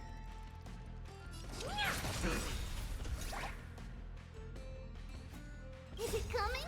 Are you the West Wind? Away we go! Let's do it! The dice have been cast. Bust. Or maybe I'll take it off. Oh. Time to twirl! This big diamond, it's all yours! Time to twirl! Curiosity, endless riddle. Nothing but a point. Earn a ton, expand your thinking. Glimpse the unknown. Time to twirl! Watch your head. I'm breaking! It's coming! Are you the West Wind? Away we go! Sure, I'll play along. Time to twirl! Curiosity, endless riddle. Nothing but a point. Get ready, Croc. Can't hold out much longer. Quiet!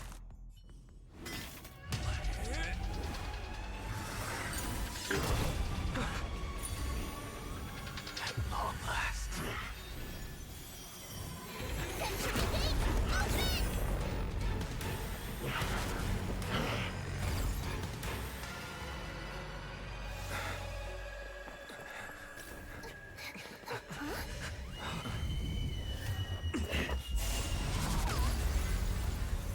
How embarrassing.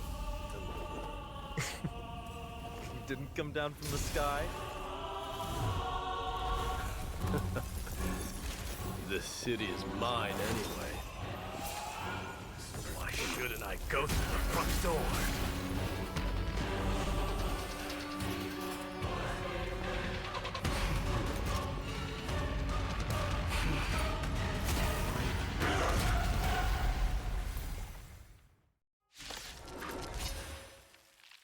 Minion of the Black Tide, I, King of the Kremnoan Legion, will be your opponent today. Long time no see, Nikador.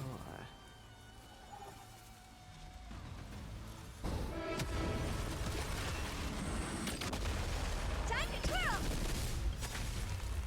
Do you know who I... This big diamond! It's all yours!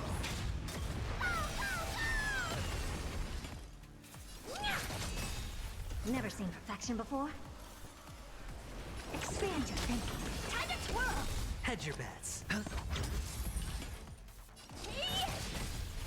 to twirl! Is it coming? Are you the West Wind? Away we go! Let's do it!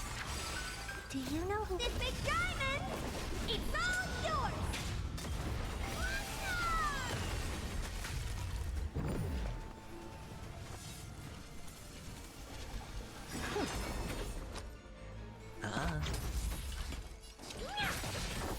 Time to twirl! Curiosity, endless riddle. Nothing but a point. Time to twirl!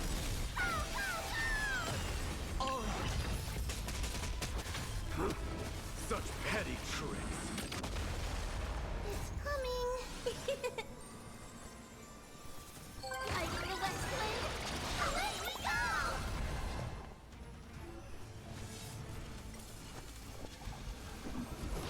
You've just got to expand your thinking. Raise barriers of the unknown and watch them.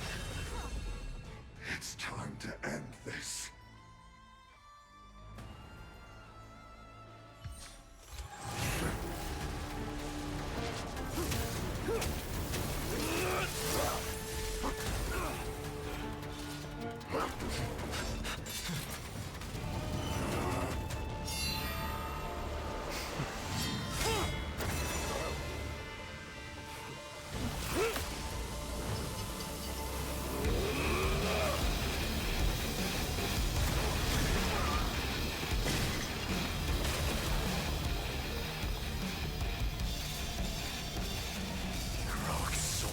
strife, heed my call. I am the Lance of Fury. The agony this world needs!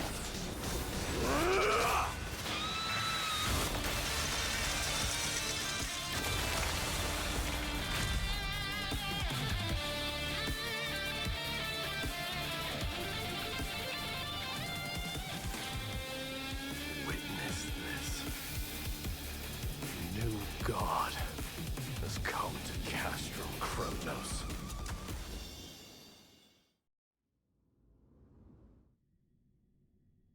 Look! The warriors have returned! But are the rumors true? Has Ornyx fallen? It's as the Council of Elders said. We face a dangerous threat. Yet the Chrysos heirs are only inciting more chaos. They don't care about the people's safety. They really gave the core flame of strife to a Kremnoan at the end. What a noisy crowd. This, doesn't feel right. It's probably because Ornyx is gone. Ornyx was a generous titan in the eyes of the people. They graced us with miracles, allowing humanity to reap many a convenience from the past. What they don't know is that the Titan didn't do all of that of its own volition. Regardless, the Titan has fallen, and we must surrender Ornyx's core flame. A meeting with that woman again so soon? I just can't catch a break. Professor Anaxa, why don't you find someplace to rest first? Matters that require Aglaya's attention are piling up. You two meeting again will, forgive my honesty, only distract her. Just try to stay on your best behavior, if you know what I mean. That's not up to me, I'm afraid. I've been trapped in her prison the moment I set foot in this holy city. The price of having a Titan living in my head, I suppose. Don't worry, I don't want trouble either.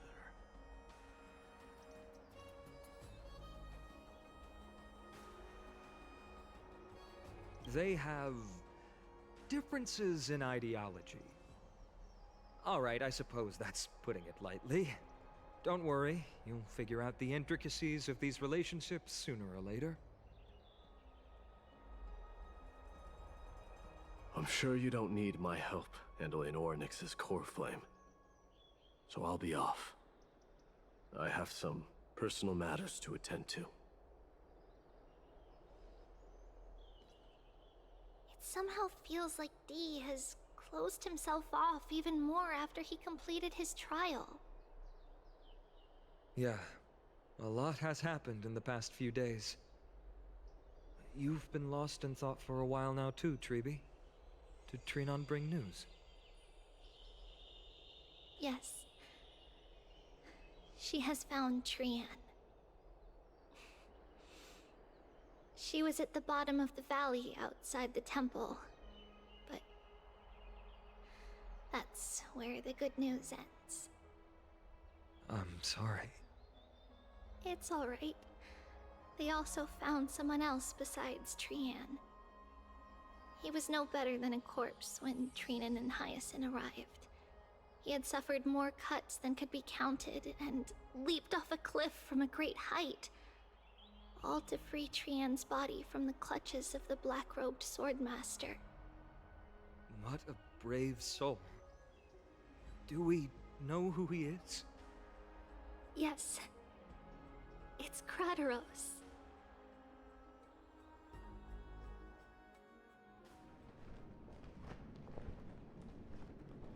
Stop!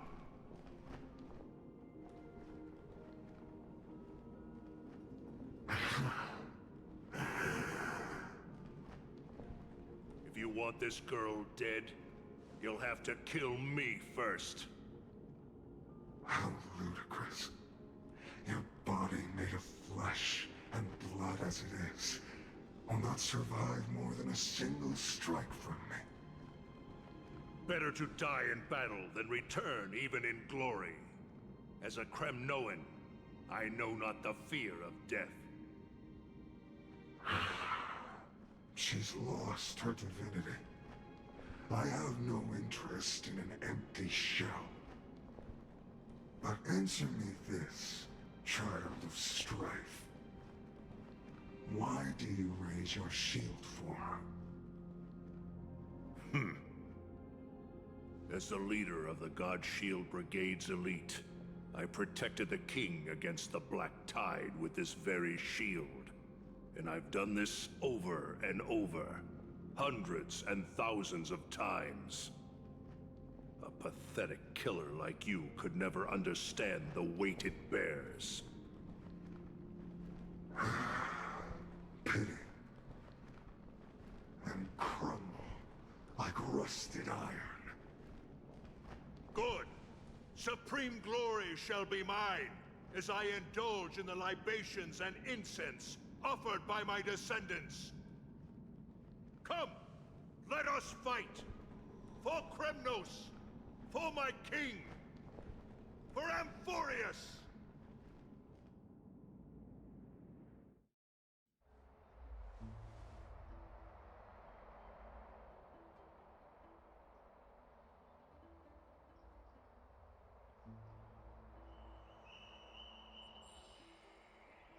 We foresaw this cruel parting 1,000 years ago. Today is but a reminder of that bitter taste.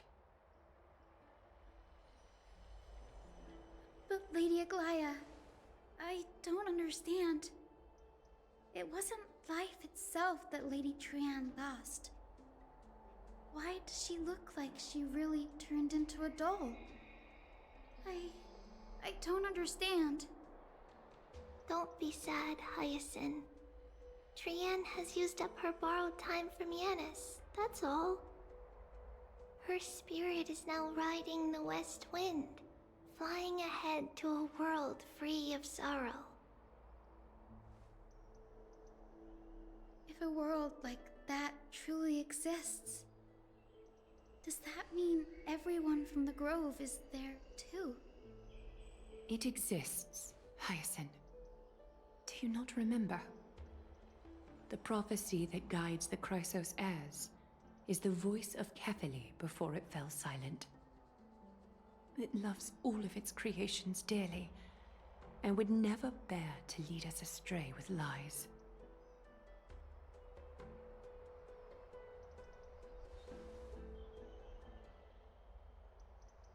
What about the Kremnoan veteran?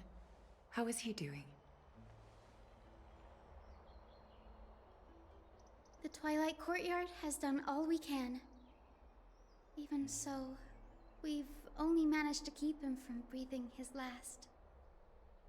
I had to use the Sky Priest's techniques to help him to walk again. But if light ever disappears from Akama for good...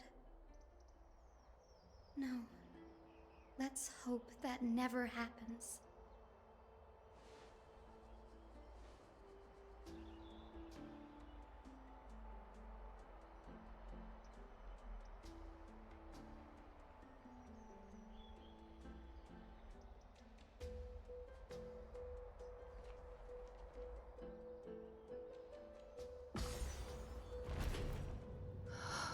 The parting hour is upon us. Yet the golden thread runs slack. The heroes have returned with their spoils.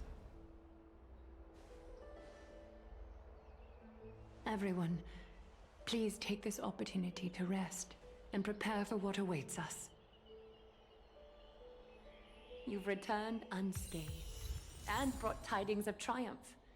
Truly a moment worthy of celebration. It's incredible to think that we returned Nikador's core flame not so long ago. It wouldn't be an exaggeration to say that you and your friend's arrival has melted the glaciers of history.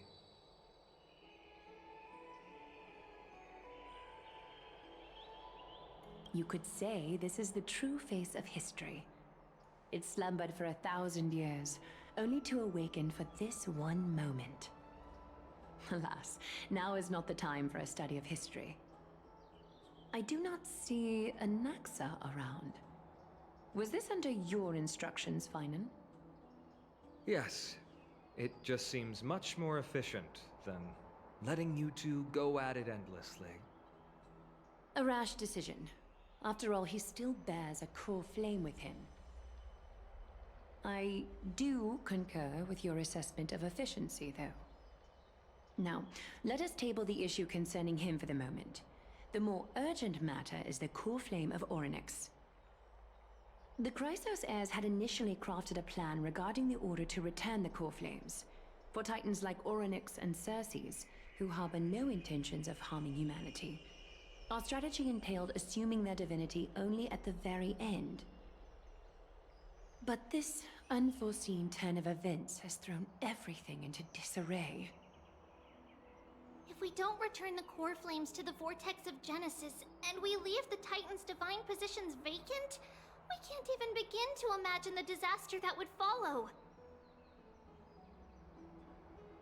But the most pressing issue at hand is that we haven't found the Chrysos heir capable of bearing Orynyx's divinity. Finan, Castris, Mighty, and Hyacinth. Treeby and I devoted a millennium scouring the world, only to find these few people. Only a chosen few possessed the capacity to assume divinity, the elite among the Chrysos heirs.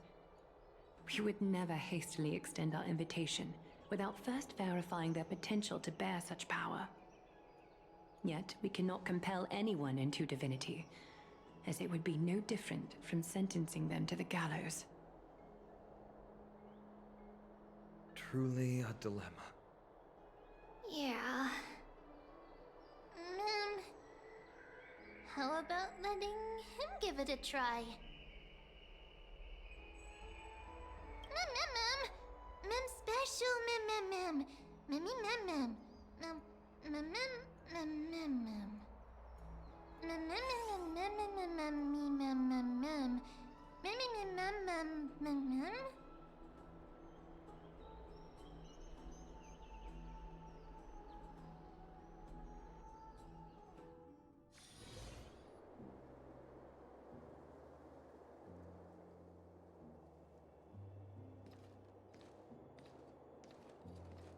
I see the Reaper has forsaken you too, teacher. It simply put my life in the hands of the Twilight Courtyard. That priest girl's medical talents are truly exceptional. She might be far from the ordinary girl we envisioned. But this isn't about me, Mighty Mos. I saw it. You finally decided to embrace your own fate. Power of strife is stirring a tempest within me as we speak. My bones have turned into steel, and my blood is seething in a blaze. Past rulers of Kremnos could only aspire to this might, yet I have merged with it. I've made history, and henceforth divinity and kingship shall coexist as one. Indeed. You've realized the aspirations of every former king of Kremnos. And now, you can at last bring our people home and reforge the glory of Kremnos. Unfortunately, I harbor no such desire. What? What do you mean by that? Over 2 millennia past, devotees of Nikador's might banded together beneath their feet and erected a city of their own. Ever since then, Kremnoans have served as the blades wielded by the god of war, following the Titan's path in its conquest. Yet, gazing upon our history through the lens of my newfound divinity, I now see it with unprecedented clarity. This history is sheer absurdity and inferiority. People surge onto the battlefield like ants, plundering and slaying for their own greed, only to be trampled upon like ants. The city and the beliefs that Kremnoans hold so dearly, alongside the supposed tradition, mere anthills that could be crushed with a single touch in the eyes of the Titan. You! Are you trying to strip Kremnoans of the pride we've amassed over thousands of years with mere words? That pride holds little significance, Krateros. Now that I've assumed the divinity of strife, my next step will be to renounce the title of king. No! No! Convey my message to every Kremnoan. This is an order. Do not do this, Mighty-Mos! I beg you! Our history commenced in the year 2506 of the Light Calendar, concluded in the year 4931. I, Mighty-Mos, last king of Castrum Kremnos, son of Gorgo, do hereby proclaim the Kremnoan dynasty comes to an official close today. You have killed us. You have killed us all. No. I am granting you a new beginning. What is this? My mother's signet ring. It served as a symbol of kingship, and I now imbue it with a fresh significance. Take it, and rally those who have lost their identities. Convey the words of Mighty-Mos, now ascended to divinity. You no longer need to chase fleeting honors or face death on the battlefield as if it were your sole destination. However, you must adapt to fit into the city you once observed with indifferent eyes. A cruel fate awaits Amphorius. No matter how illustrious a dynasty may seem, it crumbles to rubble and gravel before formidable foes. Yet, you shall tread the only path out, one that leads to a brand new world at its end. Why task me with being your messenger? Why not explain all this to them yourself? Because only humans can guide the path to be trodden by humans. It's not the lot of humans who crave the power of gods and spiral into madness for it. But humans who stand ready to raise their shields high to protect the lives behind them. I failed to save that child. That is irrelevant. As demigods, they have long been prepared for it. What truly matters is that you showed up there and shielded her. The one who persuaded Aglaya to set me free that night. Was that you, Mighty-Mos? Yes. She's not one to easily make a concession. What did you offer her? I staked my mother's name to guarantee the integrity of your soul to her. And I promised her that I would dedicate all I have to the Flame Chase journey. And what is next, Mighty-Mos? Where will you be headed now? To the place where I belong, to fulfill my promise. The madness that has plagued Nikador and the darkness that has consumed Amphorius.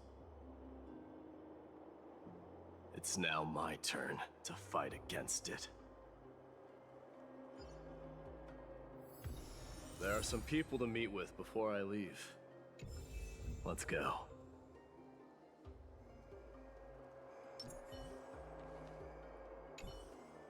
And what is next, Mighty-Mos?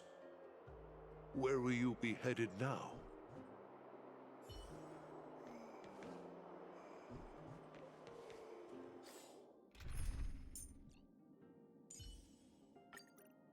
Stay back. I alone am enough.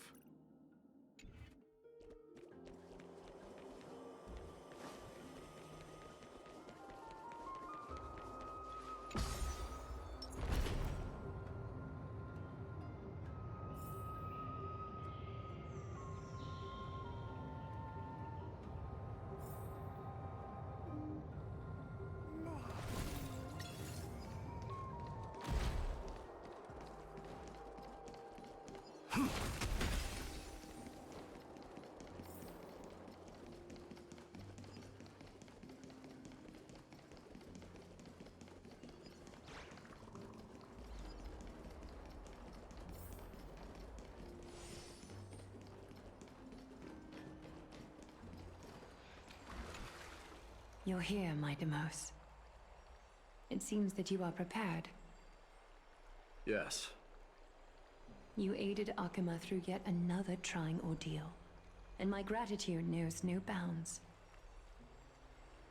Isn't that exactly what you wanted? Not everything unfolds according to my plan. In the current state of the world, I can only proceed one step at a time. Furthermore, you are ready to dedicate all that you have, regardless of the promise you made to me, aren't you? Throughout my time in the Holy City, I've gleaned valuable lessons from you. Strategy, leadership, and adaptability to change. Yet, it's only recently that I've come to realize the truly remarkable quality you possess. And what is it? It's the magnetic allure in your presence. It draws people to gather around you willingly, to seek your guidance. They strive not to disappoint you, not due to fear of repercussions, but out of sincere alignment with your ideals. That is precisely what every ruler of Castrum Kremnos has been missing. I am truly honored to hear that. And now, Idemos, you have risen as the most powerful demigod in the world. How do you intend to wield this newfound power? I shall see Nikador's aborted mission through to completion, and become the strongest bulwark for Amphorius to defend against the Black Tide. I will secure enough time for the Flame Chase journey, until you manage to lead everyone to reach the miracle of Genesis.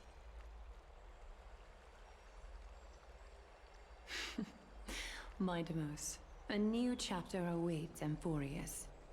Yet, the one who guides the people to the destination need not be you and I. Huh. What did you see after assuming Nestia's divinity? Despite the passage of 1,000 years, every word of that prophecy remains as vivid as ever. You shall have your final bath in warm and radiant gold. Just as cryptic as all the other prophecies. What's the reason for the laughter? I was just thinking, if an ordinary person encountered these words, they would probably stay away from the baths for the rest of their life. But I cannot forgo the delightful experience a bath offers. So, I assume you also glimpsed yours, Midemos? One day, you shall die with a wound in your back. Well, that is a rather straightforward scenario. If I were to be terrified by drivel with no basis, I would not have attracted your gaze and joined the Flame Chase journey in the first place. You speak the truth. May you be destined for a powerful fate, and may we reunite in the promised new world. Farewell, mighty.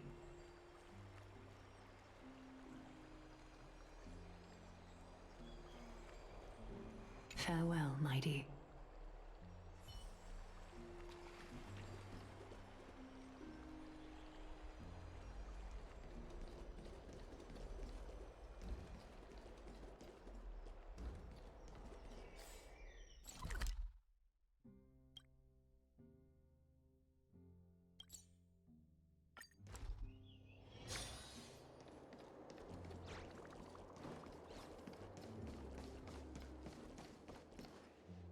Is Lady Trebios not here? Lord Mighty! Hyacinth. So you are the physician Krateros spoke of. It's no wonder then that he was pulled back from the brink of death. You have my gratitude. I can take that as a compliment, right? I've heard about what happened at the Grove. I'm deeply sorry for your loss. I've heard far too much about death and grief recently. To quote Lady Treby, we should all focus on tomorrow, shouldn't we? That's a valid point. You've always been the most optimistic one among us. Well, I must say, it feels quite incredible to see a new demigod standing right before me. You should prepare yourself as well. Humanity has already taken hold of strife, and one day it will also reach the sky. Do you really believe I can do it? Even my ancestor, that hero of legends, couldn't conquer the core flame of Aquila. Given your good rapport with the demigods, you should know that the path to assuming divinity is never limited to swords and spears.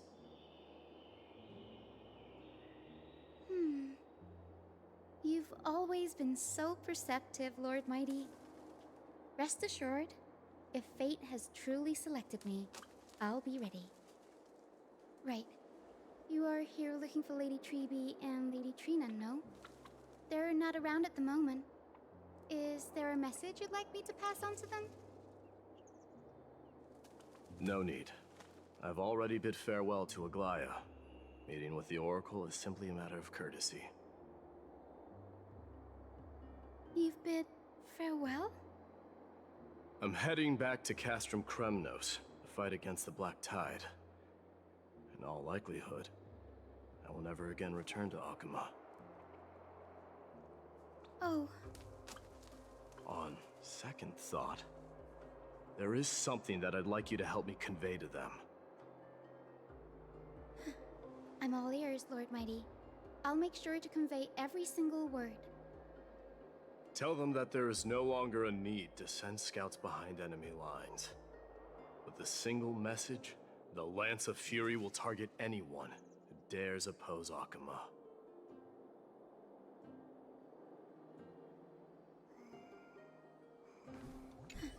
I'm all ears, Lord Mighty. I'll make sure to convey every single word.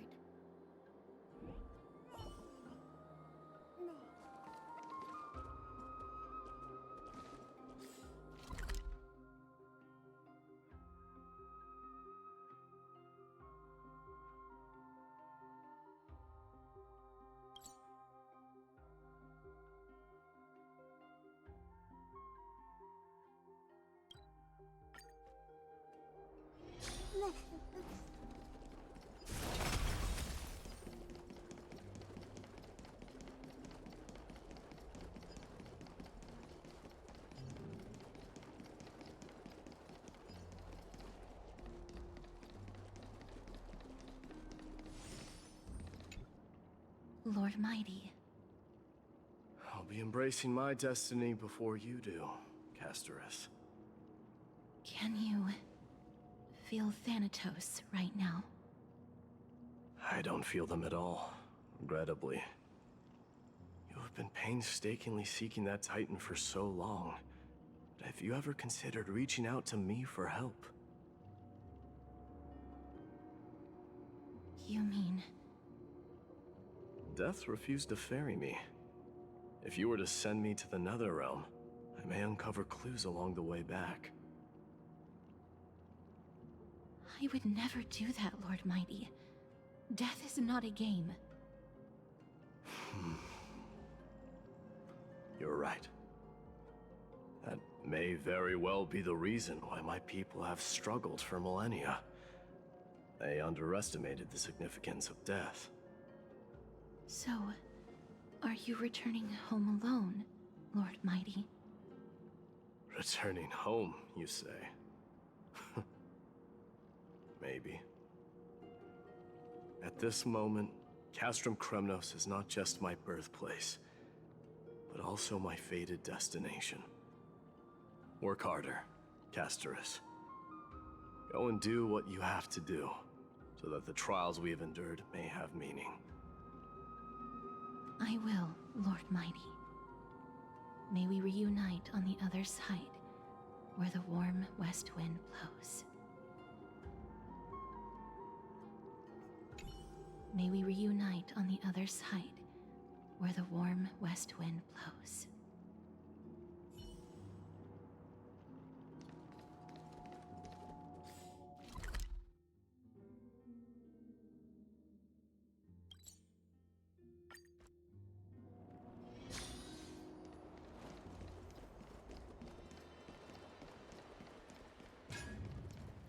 The King of Kremnos, without the signet ring, but looking more like a king now. I'm no longer the king, Grand Craftsman. Matters not the title. Surpassed all former kings your achievements have. I will honor your trust and liberate the world from the clutches of fear. Nevertheless, I must request that you continue to watch over Phainon, Cartonis. I have a feeling that his fate will weigh heavier than all of ours combined. Keep Phainon in mind, I will. Return to your home, brave king.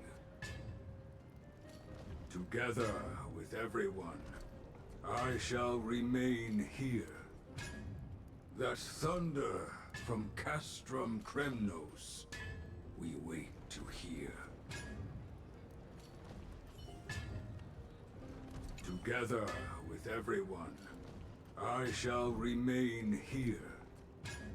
That thunder from Castrum Kremnos, we wait to hear.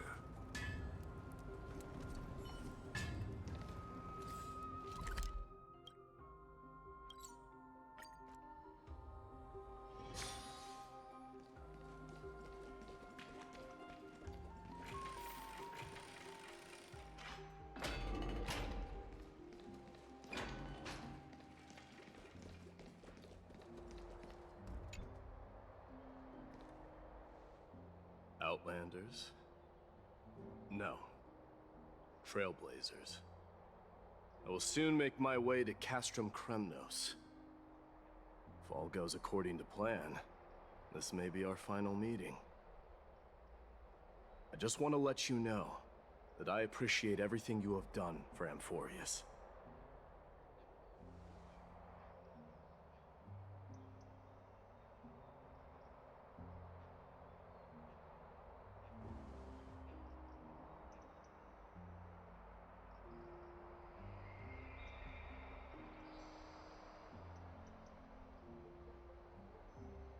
That means a lot to me. May success accompany your trailblazing wherever it leads. How about you let me guess what's on your mind?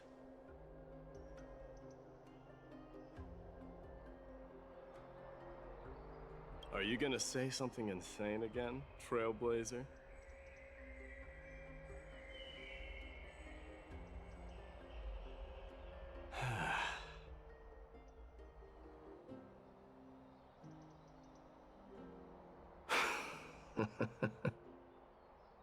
Now that I bear the divine within me, I can get the vague feeling that you have a great significance for the future of Amphorius.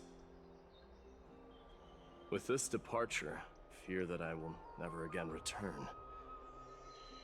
Can I entrust you both to watch my back, and to continue supporting the Flame Chase journey in my absence?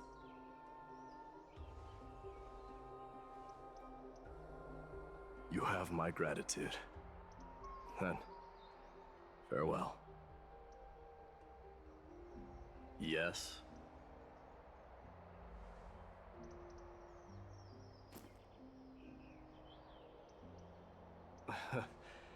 Sure, let's do it.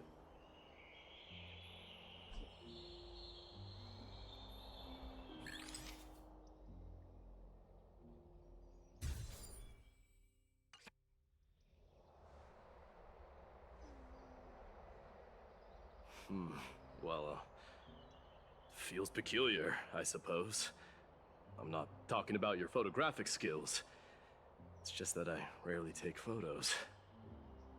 But this one, it's pretty good.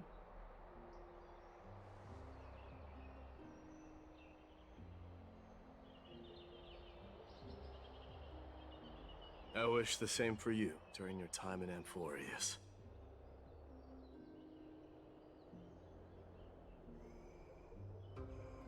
I wish the same for you during your time in Amphorius.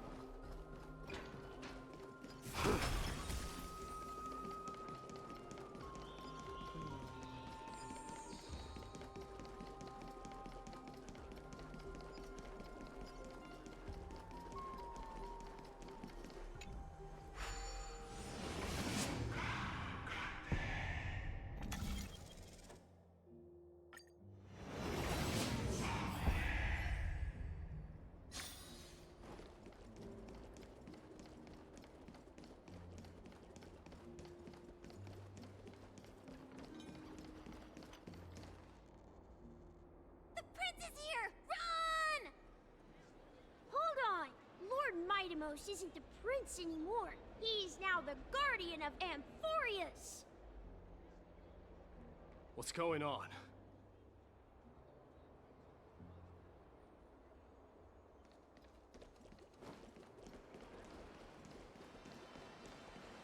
We salute the guardian of Amphorius!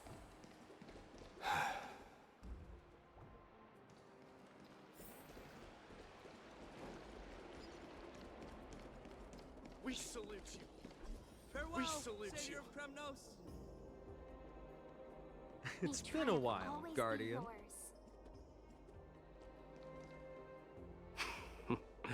I should have known you were the mastermind behind this. Hey, don't go pointing fingers without cause. I swear I'm innocent this time.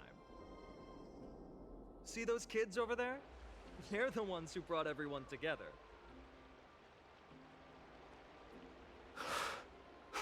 I admit, that took me by surprise. Were you seriously just going to sneak off without a word with me? Well, I was actually on my way to bid farewell to you, but ended up running into this. Oh, that's quite an honor, I suppose. We better not leave them waiting too long, don't you think? The road to Castrum Kremnos from here is long.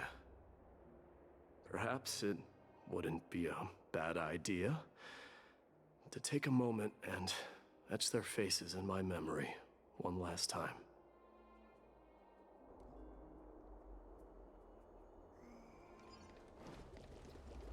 I think I see more than just the Kremnoans here. You're now the guardian of Amphorius, after all. I'm thinking maybe it's about time the god of strife gets a new name. How about the god of solidarity or preservation? Dong Hung mentioned that one to me. All right. It's about time for us to part ways. Any final goodbyes you want to share? This might be your last chance.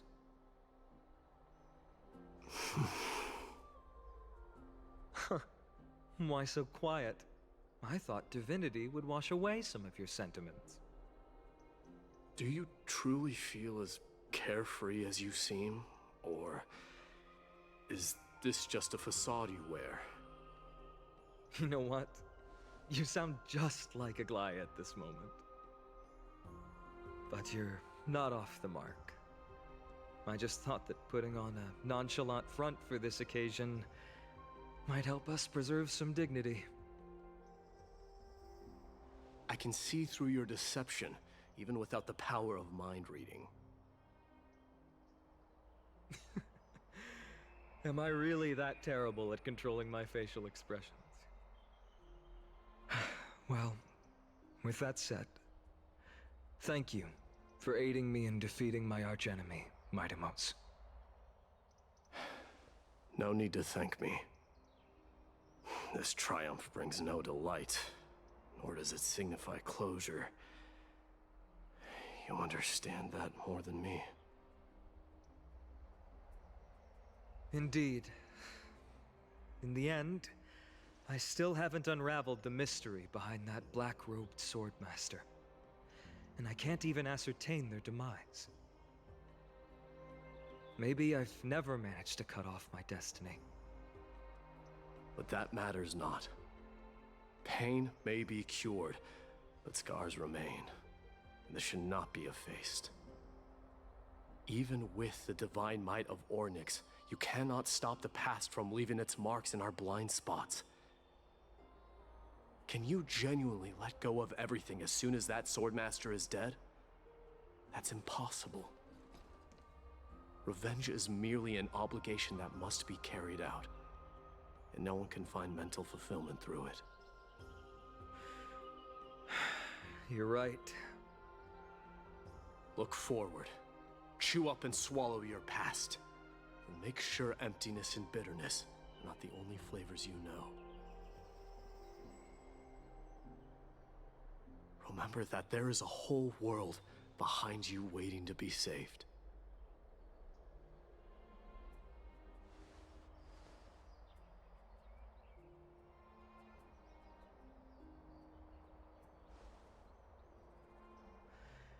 I will keep that in mind.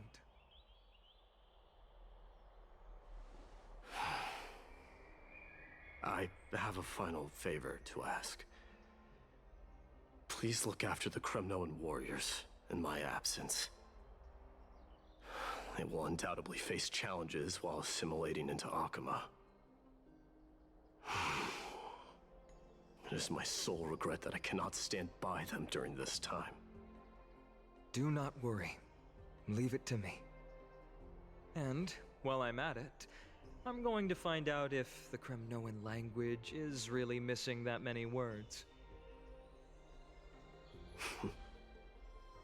The Kremnoan philosophy can never be encapsulated in a mere dictionary. But if there's a chance in the next life, you should come visit my library.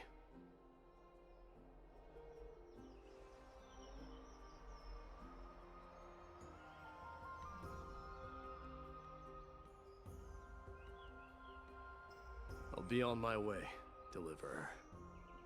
Remember to stay alive till the final act.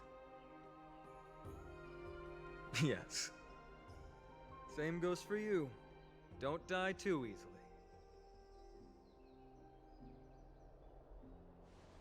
May triumph always be yours, Mightimos.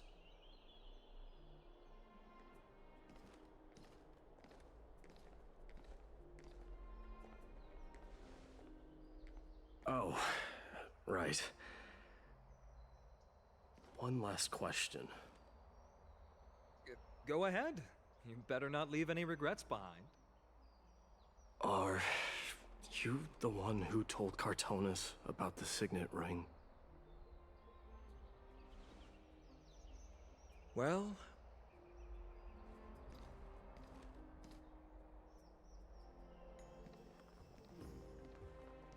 who knows?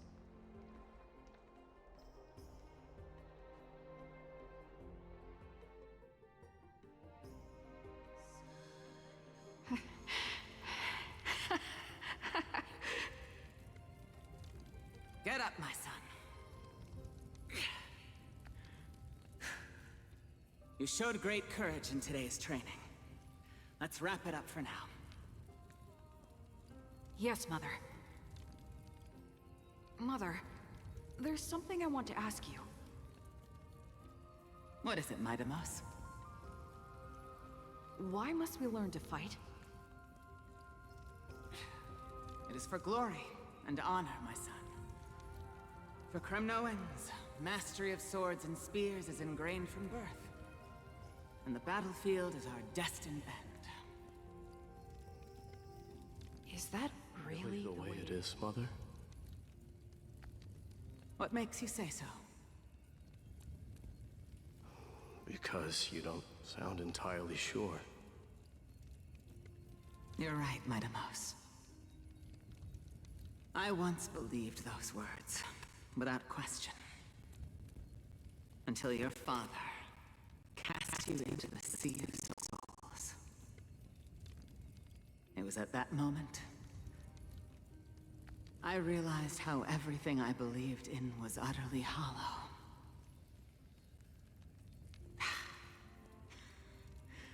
Perhaps the spirit of Kremnos had once existed. But as greed bloomed in the hearts of humanity over the years, such spirit had long faded alongside our glory. I no longer put my faith in any oath or doctrine. Now I have just one role. That of your mother, Midamos. Your guardian.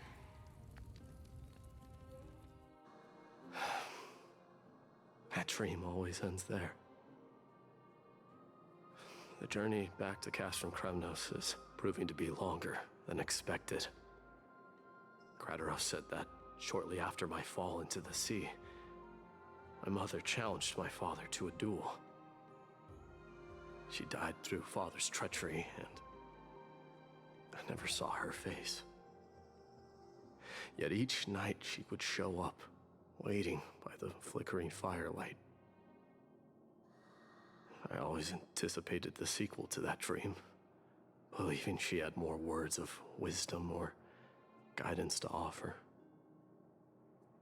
But now, I think I finally come to understand. That is all she wished to tell me. And now, I too am left with but one role.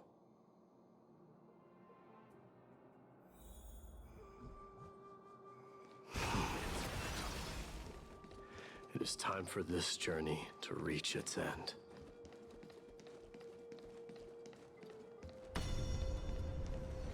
Look! Midamos is back! We've got fresh pomegranate juice. Want to try some? Welcome back!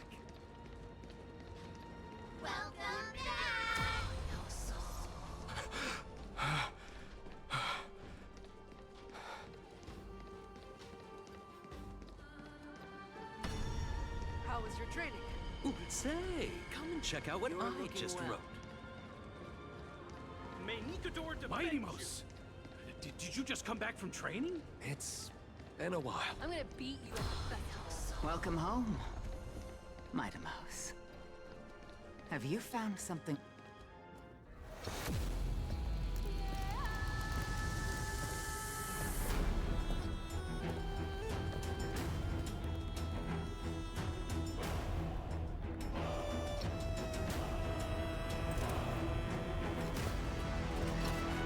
The son of Gorgo will be crowned in blood!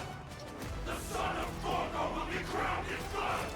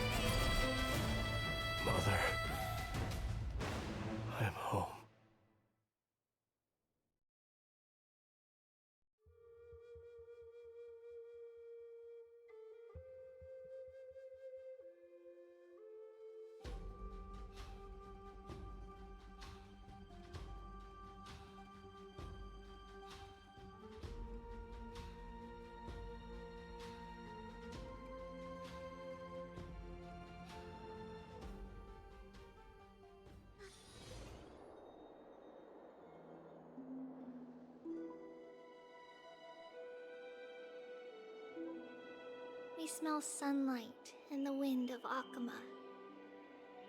This was your favorite spot, wasn't it, Trianne? Lady Trianne, why did it have to end up like this? Take it easy, Cass. Departure is a part of life. It's just that ours isn't as tumultuous as it is for ordinary folks. When we started our journey, Yanis had already provided their prophecy. Just like how that Titan divided themselves to create the countless passages in the world. It's only natural for us to follow the same path since we inherited their destiny.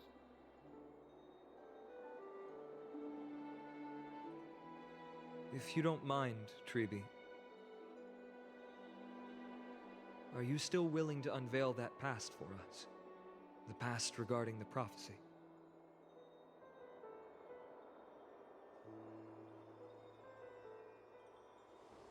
What do you seek to learn, Snowy?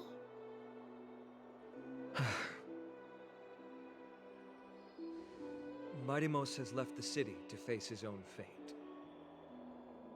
That is, the fate of every demigod. We will all eventually let go of our past to follow the same path as his. So, what I want to know is, as Amphorius' first demigod, what compelled you to take the first step on this journey? And what has sustained you to make it this far without looking back? Despite the fracturing of your body and the numerous departures you have endured.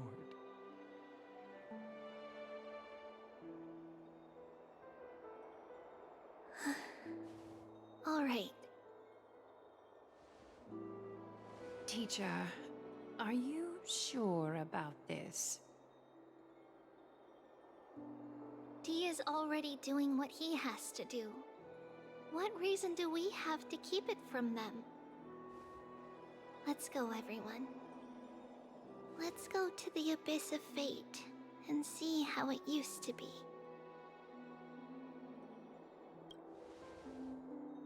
That's great. Thank you. Trinan, would you mind? Treeby, are you not coming with us? I want to stay here with Trian for a bit longer. I see. We'll be off then. Take care. Since you have made your decision, then let's proceed as you wish. See you later, teacher. Cass, are you not going with them? No. I'd prefer to remain here to accompany Lady Trianne. She hated being alone. What's this? A little gift that I had hoped to deliver to her personally, though fate had other plans. Oh. So you saw us arguing that day? Yes. I figured Lady Trianne would like it a lot, so I bought it. I see. Cass, you know, I recognized it immediately that day. It truly is an authentic piece from Yanisopolis. Then why? It's just that Trianne had forgotten far more things than I. For example, she forgot that this glass object meant something unfortunate according to the traditions of our homeland.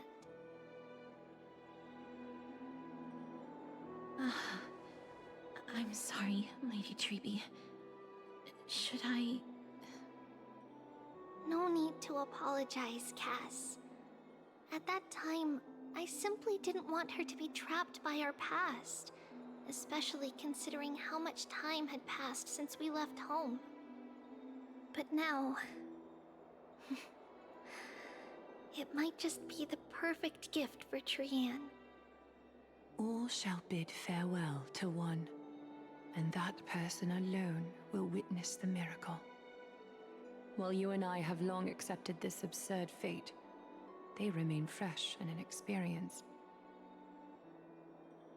Teacher, don't let the weight of that cruel prophecy crush their spines. But it would be even more cruel if we allow them to ignorantly fall before the gates of the new world. They will eventually need to know the truth. We just need the right opportunity.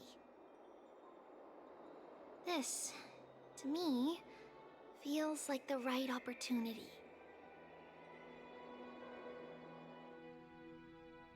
Huh. So, this is how the Temple of the Three Fates looked back in the day. At this point, Yannisopolis still resides under Aquila's protection, yet it is already fated for decline, and only contains a beautiful facade. Is it because Amphorius has entered Era Bellica? Yes, strife remains distant from this part of Amphorius right now. But in 5 years' time, at the same entry hour, this temple will become the source of another war. Then, where are you at this time? Right over there. Why does she look somewhat different?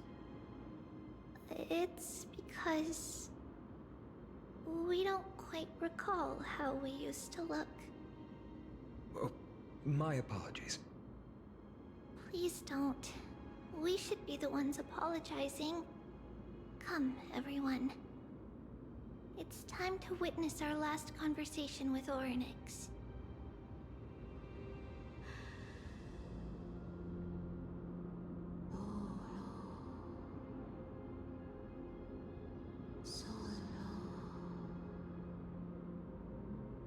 You're here, Orynyx.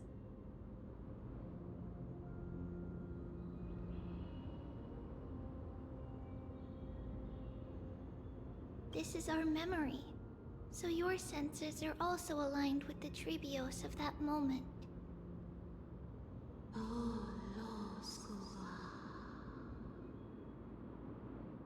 False prophecy, huh? So you still think that way?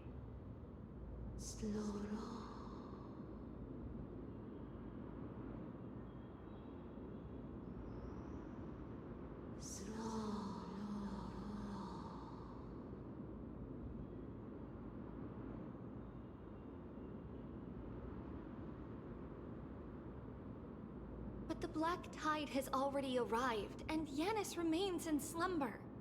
If even the God of Passages, known for guiding mortals, cannot resist this catastrophe, then what can we do against the incoming destruction?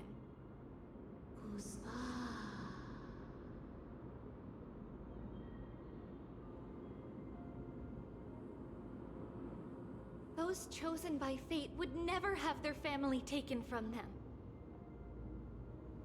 And how can I alone remain safe and secure while watching the entire world crumble before my eyes?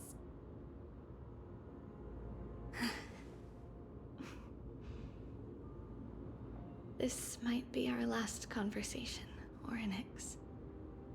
I will do everything I can to protect you from the Black Tide.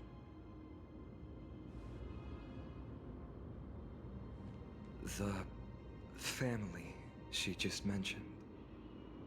It's our mother. She fell from the spot into the valley a long time ago. It was during a grand ceremony held to seek Yanis's guidance. But things took an unexpected turn.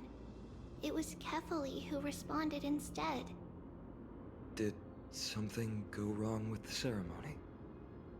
Yes, but those two occurrences were in fact unrelated. Kefali's response was simply a coincidence.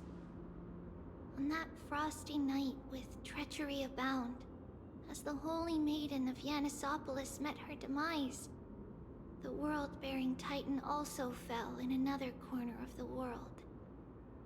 Let's keep up with her. This story... She should be the one to tell it. That thing ahead. It's the altar of Talantin. But that's not our destination. We're heading to the left. This place used to be passable.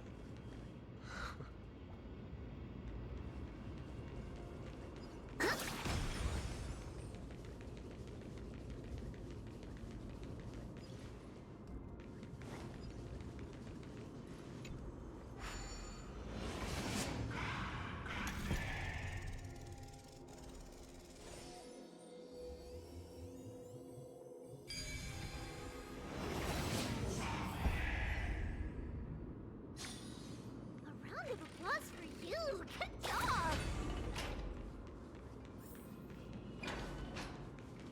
I never thought there would be such a hidden space in the Abyss. This is the Archive of Prophecies. An important ceremonial site back then.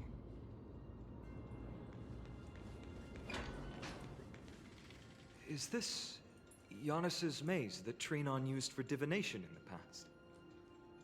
Not only that, it also serves as a lock. Our childhood abode lies sealed within. This is the largest puzzle I've ever laid eyes on.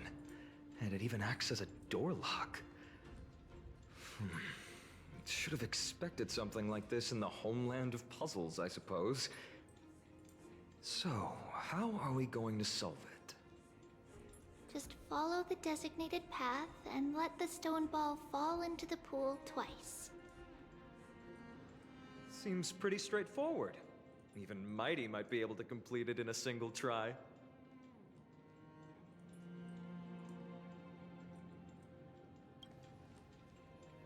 You still don't know him well enough, then. He might not even need a first try. He just punched the door open. Mighty. If he were still here, we'd probably take a lot fewer detours to solve our issues. Enough with the talking. Let's just get started.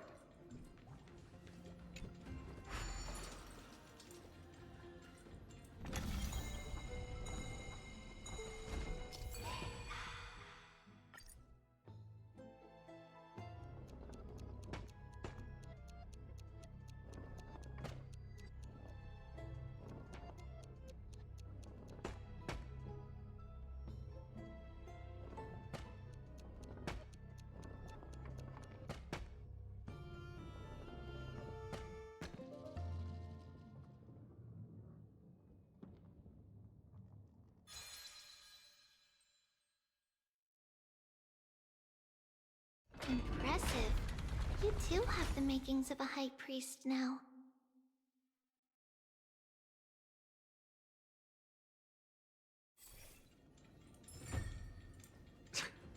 Getting that stone ball to the endpoint looks pretty tough.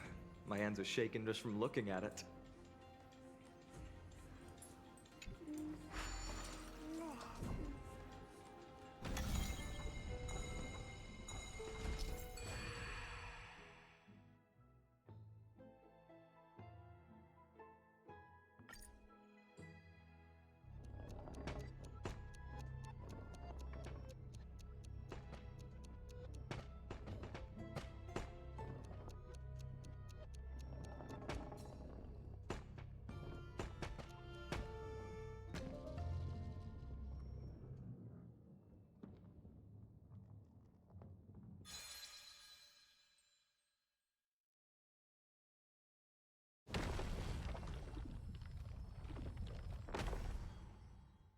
The secret door is open.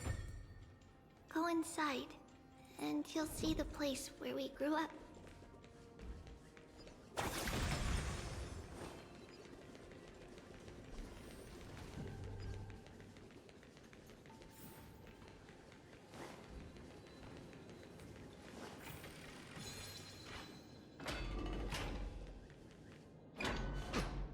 You grew up in a place like this?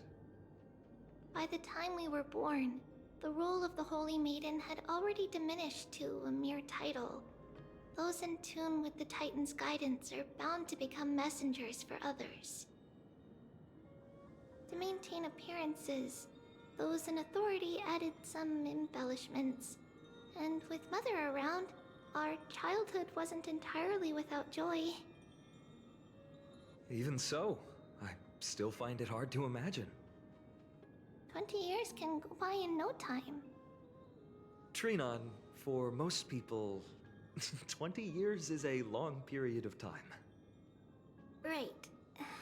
Becoming a demigod sure changes how one lives through time. It's hard to believe it's been so long. Your power is exceptional, Little Gray.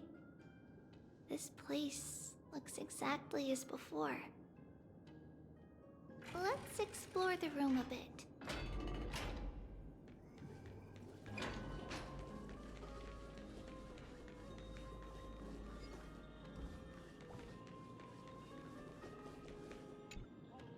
There's so many boxes here.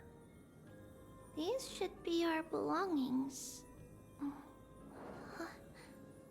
What's this? A red glass fragment?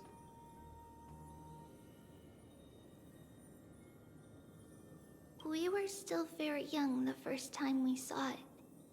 Mother came back with a beautiful glass piece, but her face was streaked with tears. She simply placed it on the table. It looked so sparkly that we couldn't resist playing with it, but we ended up breaking it by accident. Mother didn't get angry.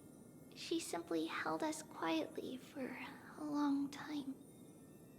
It wasn't until we were older that we learned in Yanisopolis, if someone gloriously died for destiny, the Holy Maiden must pick a piece of glass from the volcano's quarry and polish it, then give it to the deceased's family. On the day Mother returned with the glass, her friend lost his life on the battlefield. Since he had no family left, Mother had to keep it herself. Later, on the eve of the ritual, Mother also gave us a beautiful piece of glass. Let's move on to the bedroom.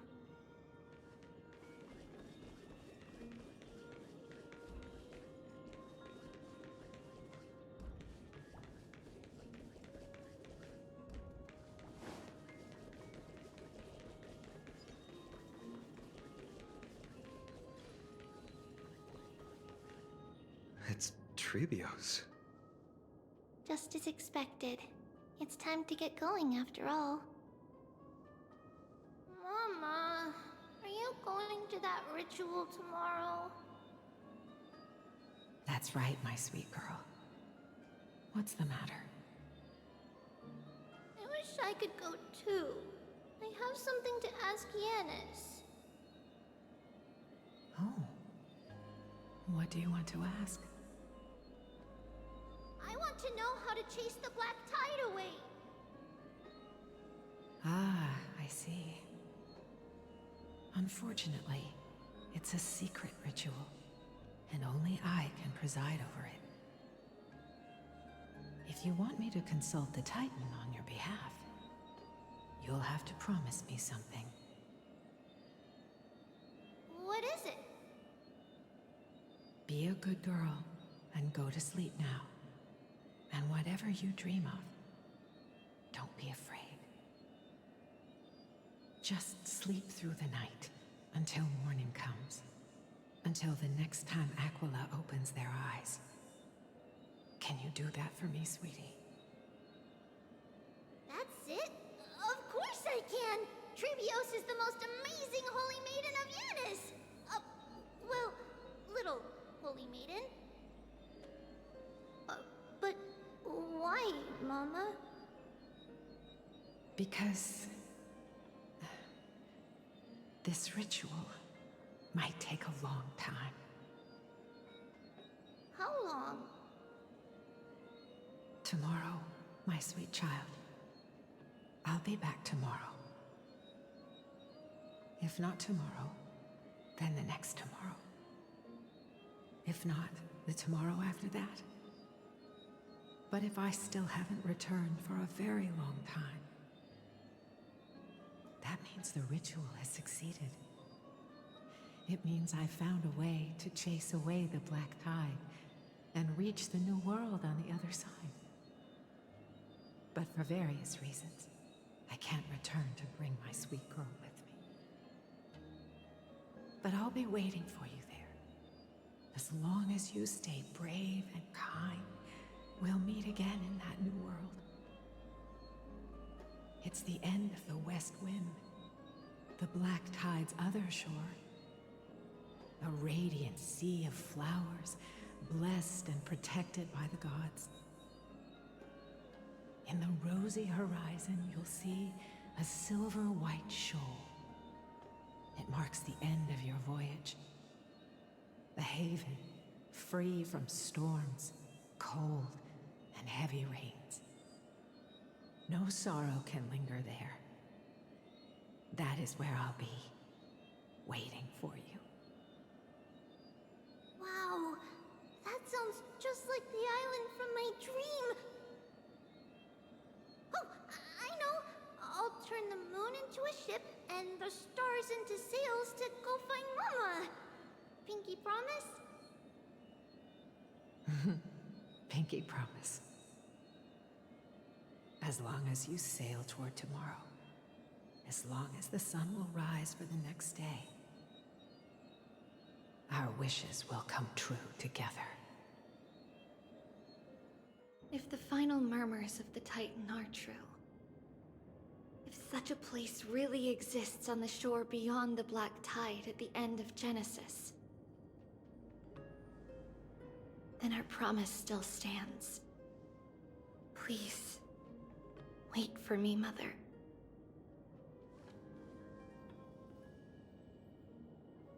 After those 10 years of darkness, when Aquila opened their eyes for the last time, we finally set off. Where did she go?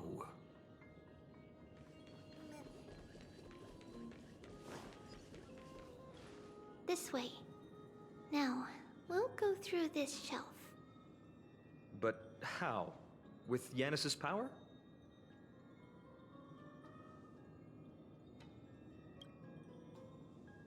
No, we hadn't acquired their power back then.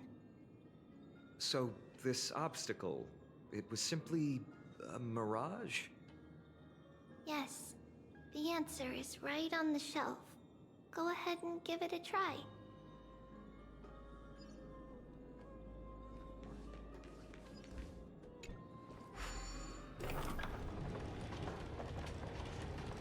It's a secret passage. It was a secret passage prepared by the Holy Maiden's supporters for Mother and me as a precaution. And now, it is turned into our passage to escape, just as anticipated.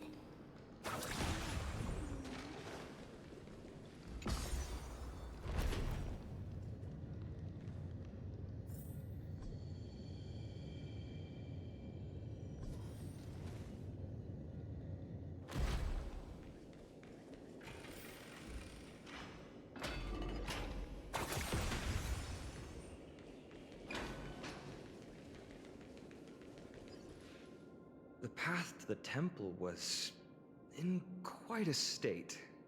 Did someone do it on purpose? No surprise at all. Some people caught on to what we were planning and tried to intercept us, while others were willing to clear the way for the Holy Maiden. I can't move it. I can't climb over it either.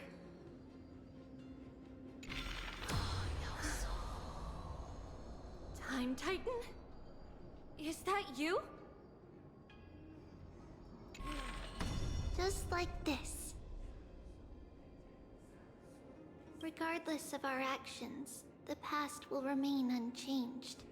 It was someone else who helped Trebios in the actual events of history. We don't remember the details, As for why memory recreated the past to be like this, it must be because it's closer to the answer within our heart. The passage is now cleared.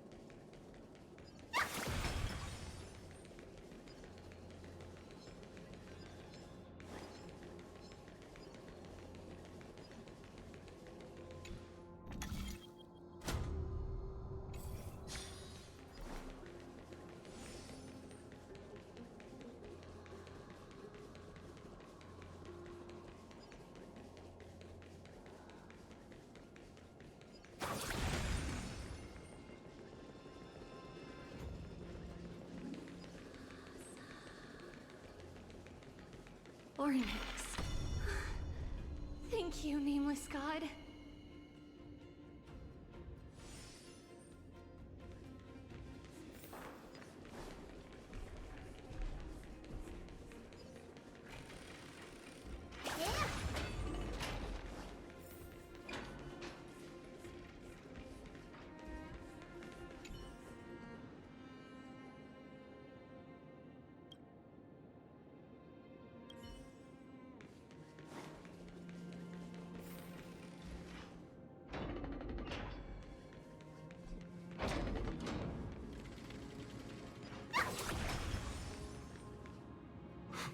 Whoa! It looked truly magnificent back then. Relax. Take it easy. All these people, they're just civilians, not enemies, correct? Mostly, but it might not be the case later on.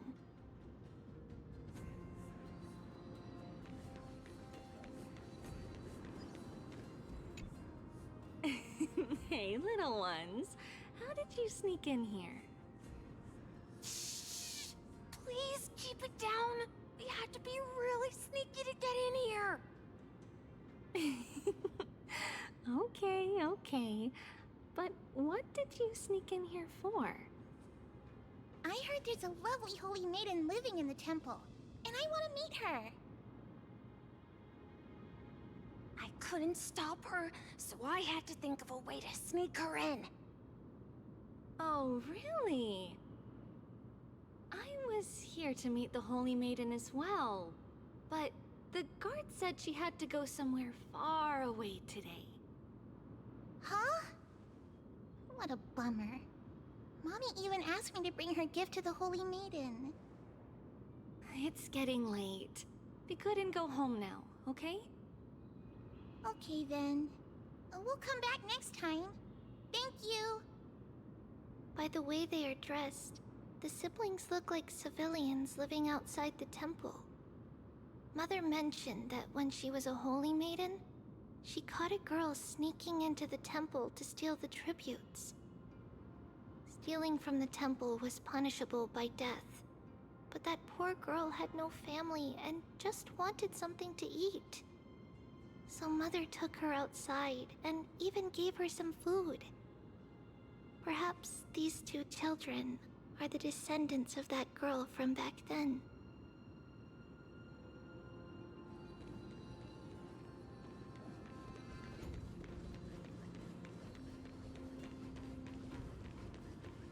Ah, Lady Maiden.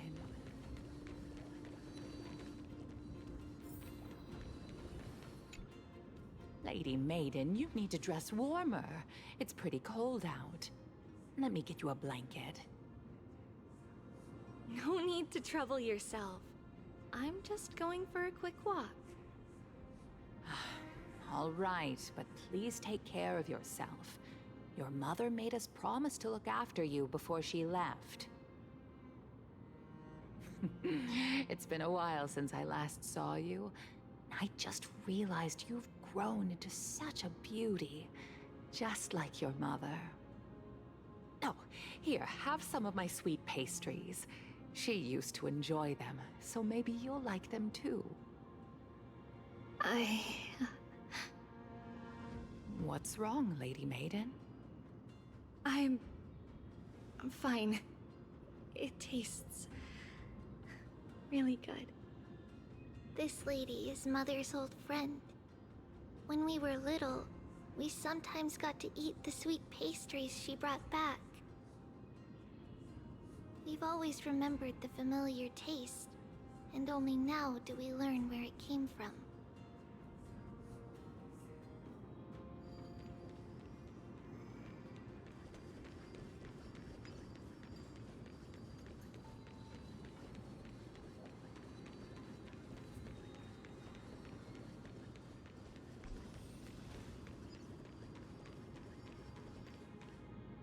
Apologies, Lady Maiden, but the Yanis Vault is under maintenance today. perfect.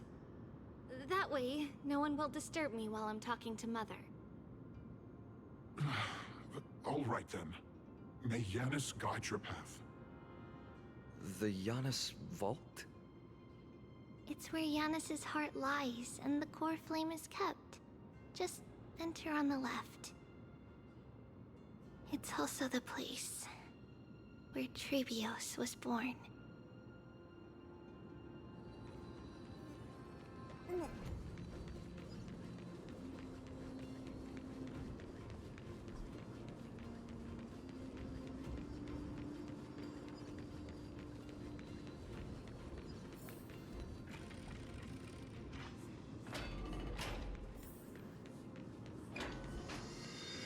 Trebios. What does that name actually mean? The one with 3 lives. Mother believed our birth was blessed by the 3 titans of fate. She named us thus to express her gratitude. Looking at how things have unfolded, fate might have had a role in it.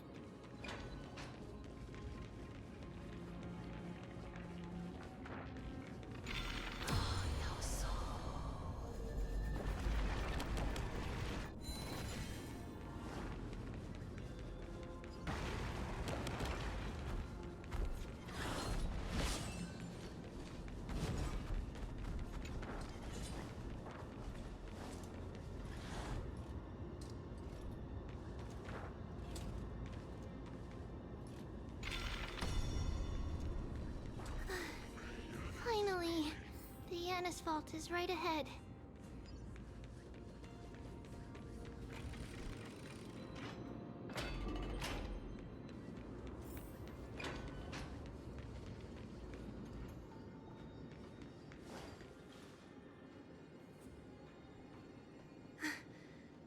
At long last.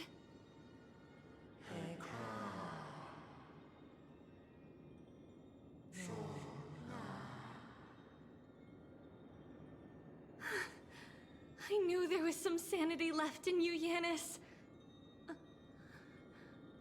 Just as I thought, you too have been confined.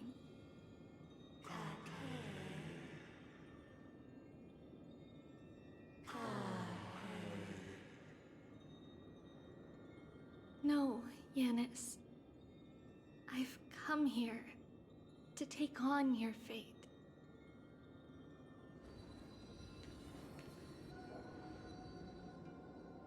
By the blood of the Lamb, and the strength of my blade-wielding right hand, I am Trebios, the listener, the announcer, and the witness of the prophecy. I, the Holy Maiden of Yanisopolis, the Walker of the Infinite Paths, have come forth to assume your duty.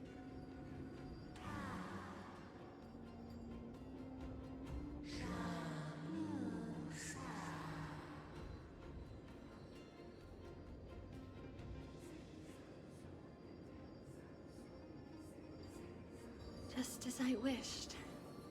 This journey promises to be a long one, with 1,000 selves to accompany me. I'll never be lonely.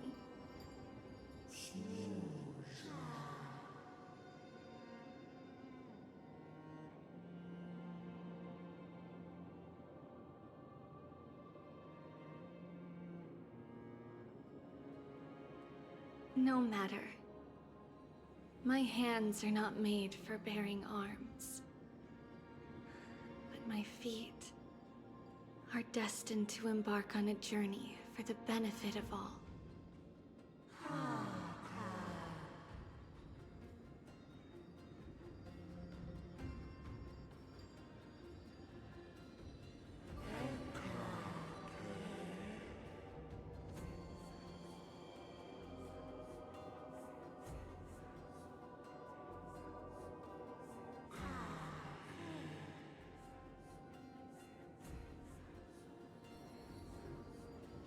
Without a doubt, Titan. Let the prophecy shatter me, so that I may open a myriad of paths for this imperiled world.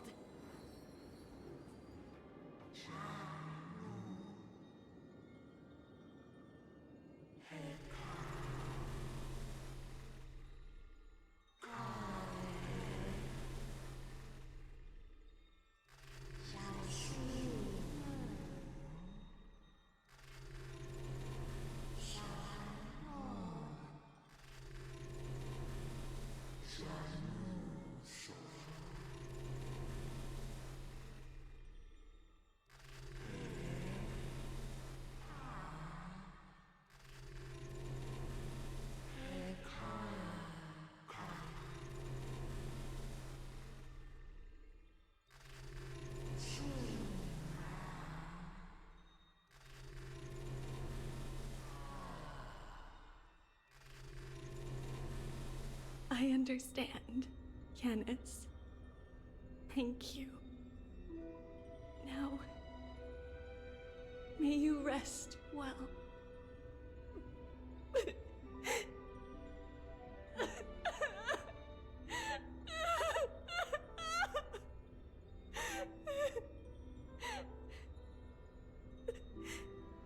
Mother, did you see that? I have assumed my duty and stand ready to set out.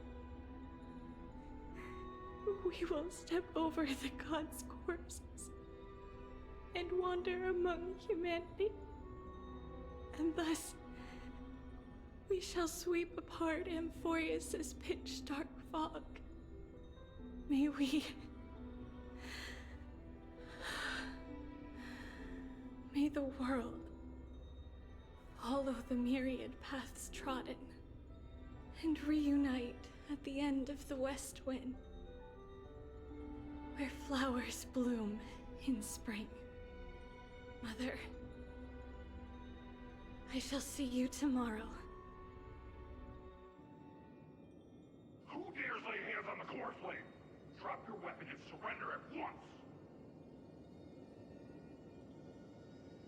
I knew this would come. It's opening up! So move aside and get ready! The Holy Maiden?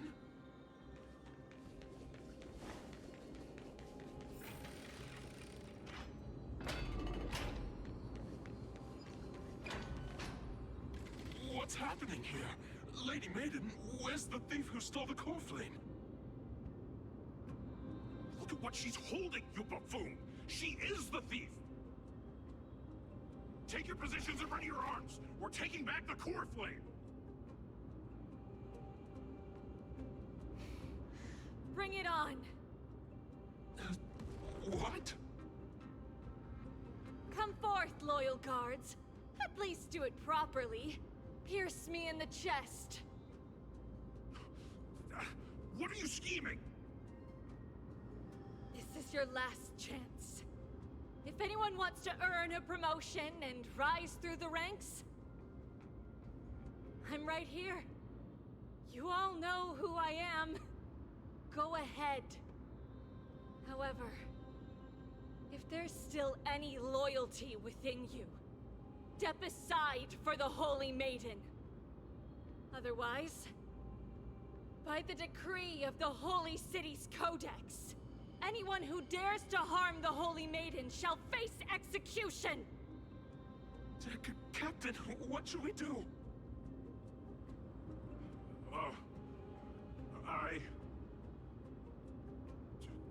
Do it! Kill her! If any of you want to get rich, then come with me! Take this traitor's head and wealth will be ours! We can't just stand by and do nothing. Let's move, partner.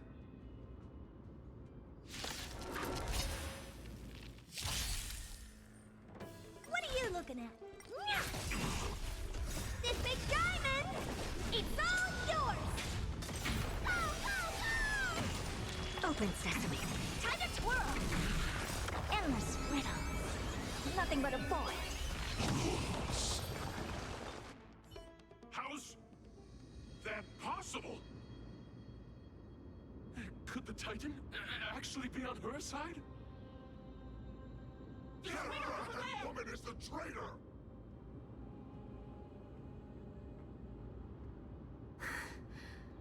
I should go. Let's keep up. The path is opening up for me. Oh, Yanis, protect me.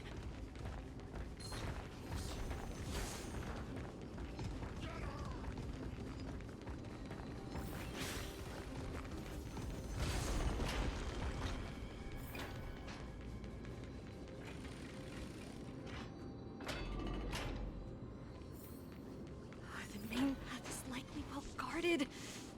What do I do? Just as I thought. Inside!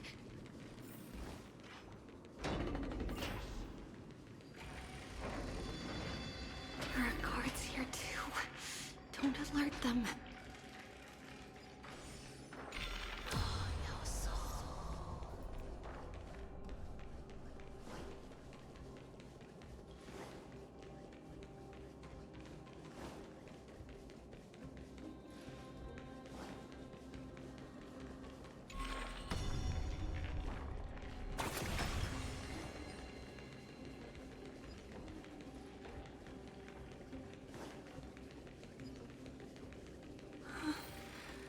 Long last.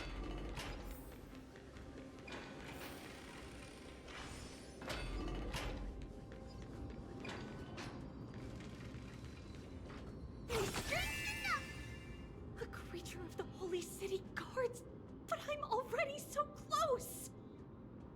This should be the last fight. We have to help her get through. But I don't get it. This has been puzzling me for a while now. Who has been aiding Trebios in her escape?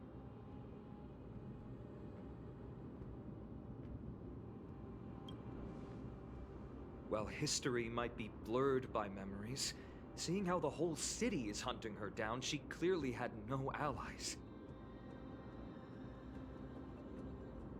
If she pulled it off alone, were we too involved in this process? Trebios had been on her own since she entered the vault. But what did we truly mean to her? You'll find that answer at the end of this memory. In that case, let's focus on the mission at hand now. Let's do this, everyone!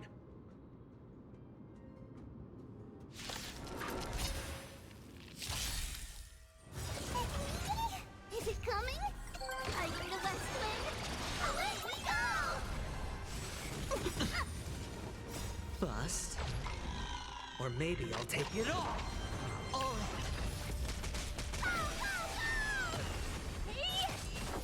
Open sesame. Time to twirl! No dirty tricks allowed.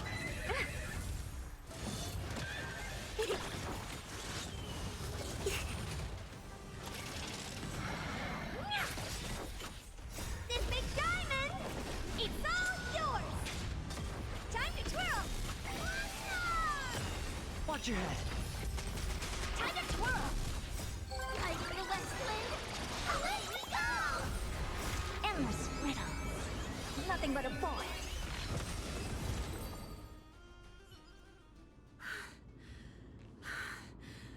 Finally, beyond this gate awaits a boundless world. This is where my journey begins. God of Passages, can you see me? I will complete the path that you started. No response after all.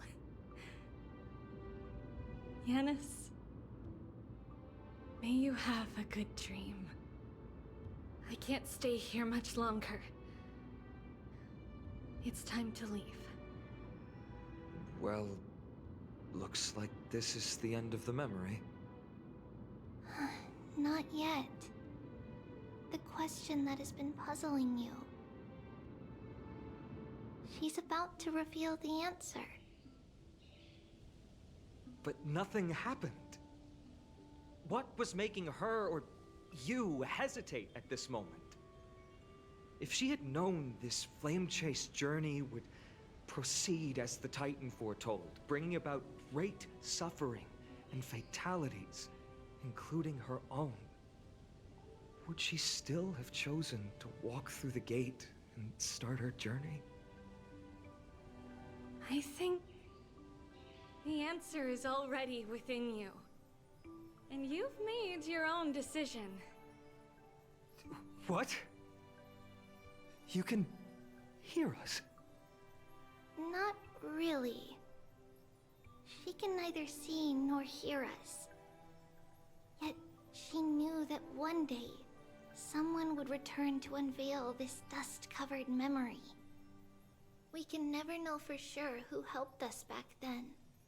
But that kindness was forever engraved in our hearts, motivating us to move forward. Time has modified this memory into a special letter, so that we do not forget our original intent.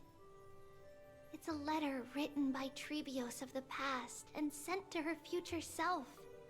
In this memory, it is Trebios of the future who overcomes all difficulties for her and sends her on a long journey toward the tomorrow where we are. Yes, you'll remember it all. And then find your way back to the gate where everything began. Here, I will set sail toward the distant horizon. Here, you have traveled far on your way home. Such is the maxim that unveils Trebios' fate. You shall shatter into 1,000 fragments and wither on the soil of foreign lands. So, if you ever feel lost, return to this place. I'll keep this memory here for you. Or for me, to embrace it again. Worry not. The loss is something we've grown used to. Our resolve and our pledge are what Trebios will never forget. Each one of us has never failed to remember. Losses are a constant on the flame chase journey, among which, even life itself. holds little value. The hot blood of the sacrificial lamb will not be spilled in vain, like my mother and I. The libations poured are guaranteed to bear fruit, just as my blade-wielding right hand is not a hollow formality.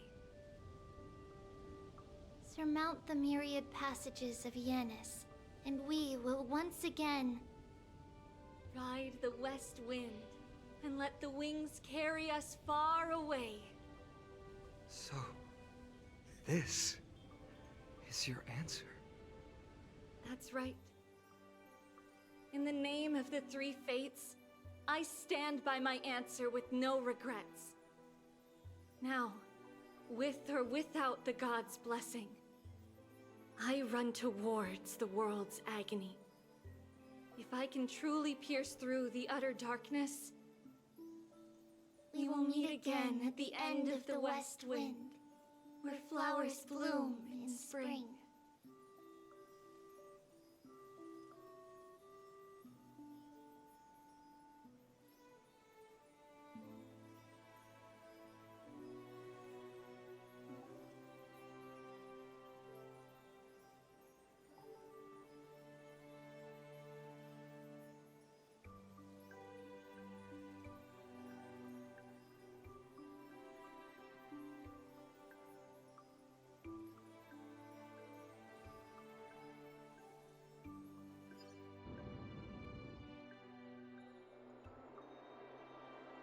Lady Treby, do you still think that everything will be fine tomorrow? Yeah, that's what Trianne would say as well. With all due respect, Lady Treby, you know perfectly well that see you tomorrow is nothing but a white lie. I hope your toughness is not a mask hiding a lonely heart. Cass, that's not a lie. See you tomorrow is the greatest prophecy in the world. Prophecy? Listen, in every corner of this land, every heartbeat carries a prayer for that prophecy to come true. It may be that only a few heroes will bring tomorrow to the new world, but the prophecy of leading everyone to tomorrow belongs to all in Amphorius. But not everyone has the chance to see tomorrow. How can such words be called a prophecy? Because people believe it will come true, and they are trying hard to hold on to that belief. Even as the world teeters on the brink of collapse, everyone is pressing forward, longing to reach farther and move toward tomorrow. And that is why a holy maiden exists to lead the world toward tomorrow, and why Yanisopolis' prophecy unfolds as passages. Fate is not about the outcome, but the journey. It's not the flowers that bloom at the end of the road, but rather the paths that lead beyond the gate, where people tread toward the sea of flowers.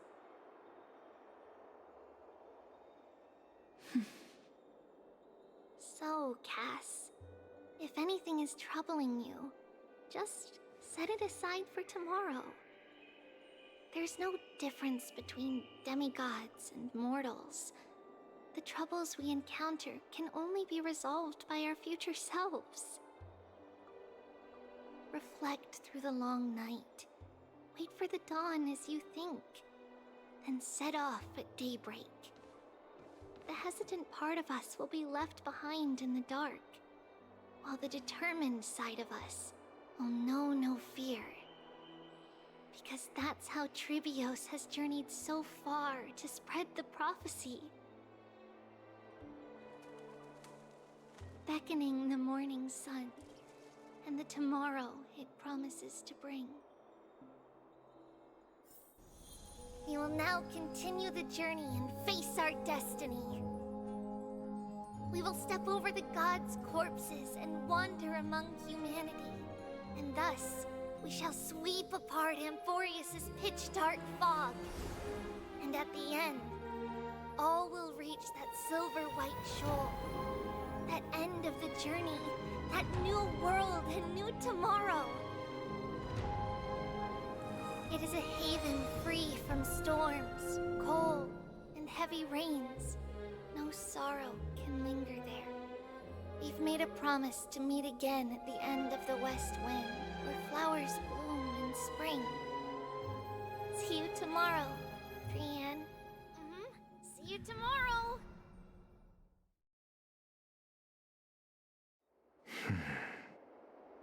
Child of humanity, surely you are not waiting for the arrival of night. Nights do not fall upon Akama. That's why it's futile for you to wait here.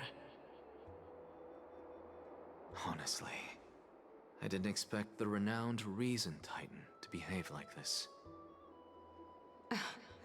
And that's all thanks to you. If your soul weren't as prickly as a hedgehog, I wouldn't have to act this way. If you were more accommodating, you wouldn't be opposing me all the time, and I could teach you more freely instead. It was you who insisted on implanting the core flame in me.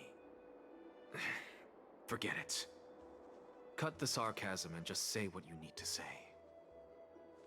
Fine, fine. All I want is to remind you. There's not much left in your soul. If you don't do something soon, I will have to take over this body. If I'm not worried, why should you be? I know what you're planning. You just want my help answering the question. What exactly are we? Correct? It's good that you remember. Thus, equivalent exchange. It's only fair. Then rest easy. The answer will soon be revealed, and you'll have to return my body shortly. Is that true? Certainly. I initially thought this extremely frail state would hinder me from getting my body back. But I didn't expect the answer to be right within it. That saved me a lot of trouble. I don't even need the black-robed swordmaster's ceremonial blade. That's certainly worth celebrating. Regrettably, I can't carry out the upcoming experiment alone. The girl who's walking with death, is she fully prepared? Be patient, Titan. If we're always so guarded, how can death reach us easily? Unfortunately, on behalf of Okima, I must ask you to slow your pace. I forgot about you. My apologies. A child's words are always carefree. I'll just dismiss these words as nonsense from a cheeky child. Come now, conceited performer. It's time to address your relationship with that Titan. What if I refuse? Provocation will only tip Talantan's scales further toward your demise.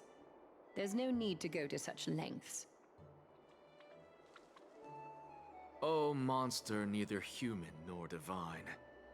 Don't forget that you won't dare kill me. If you snuff out the core flame of reason, what else can you use to stand against the Council? Do you two mind if I cut in? I warned you. Do not interrupt me. I I just have been meaning to ask. Does death really matter to you? What do you mean? What I mean is, before I implanted the core flame into your heart, you were already a silent, cold corpse.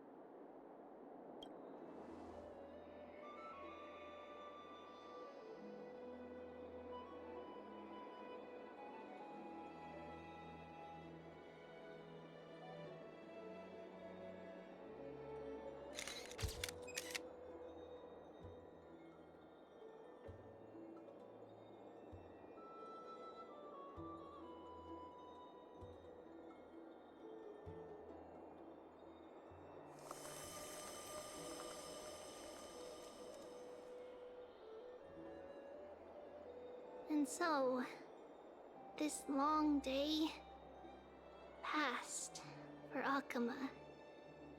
Some people arrived, and some left forever. Just like every other day of this journey, where we, stumbling, move forward.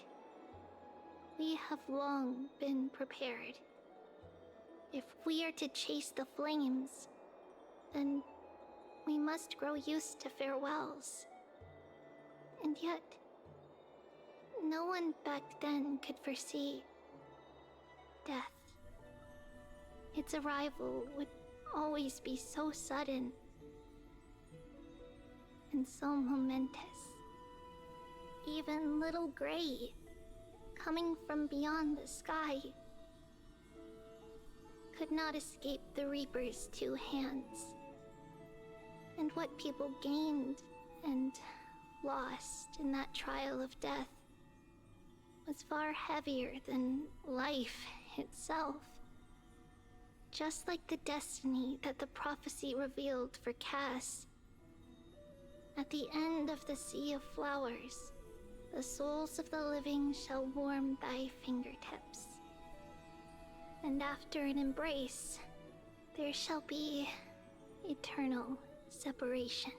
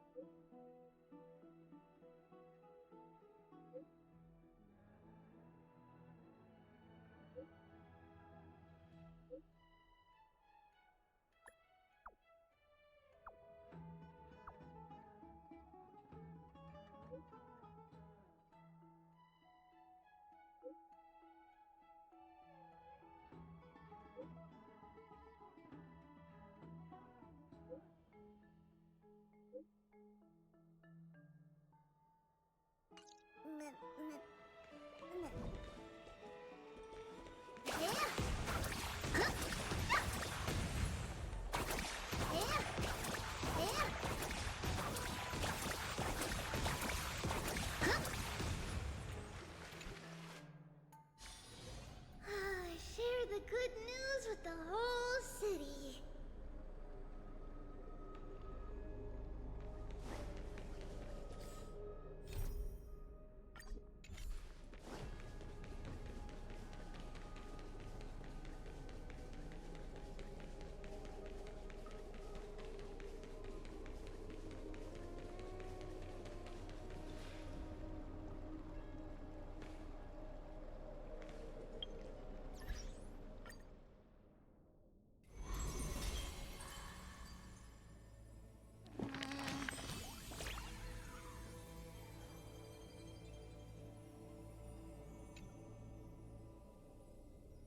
Mem.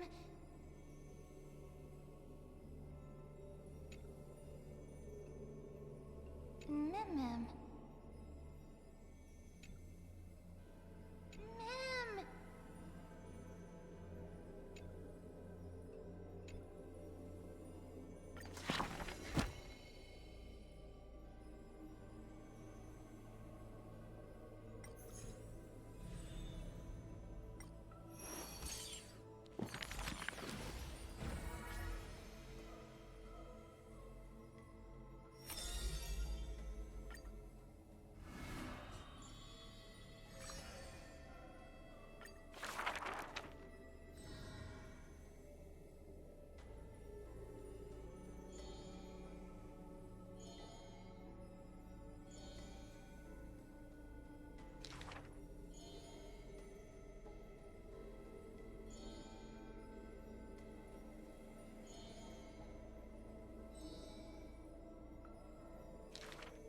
His years of drifting made him detest water's waves.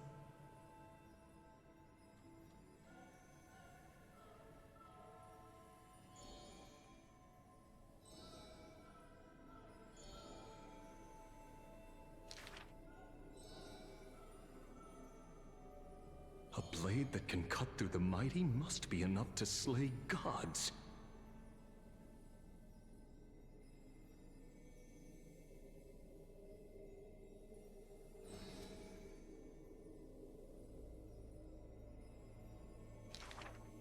apart from Kremnos' traditions, what do you have left?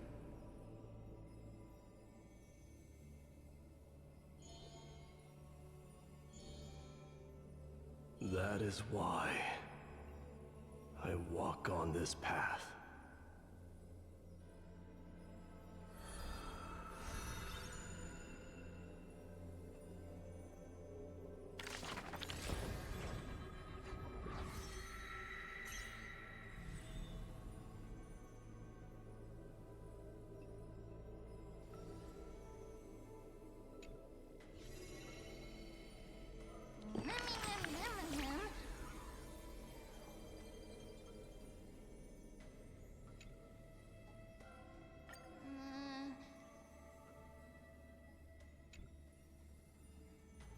Mem.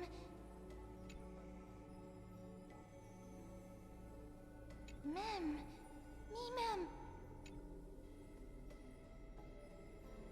Mem. Mem. Mem. Mem.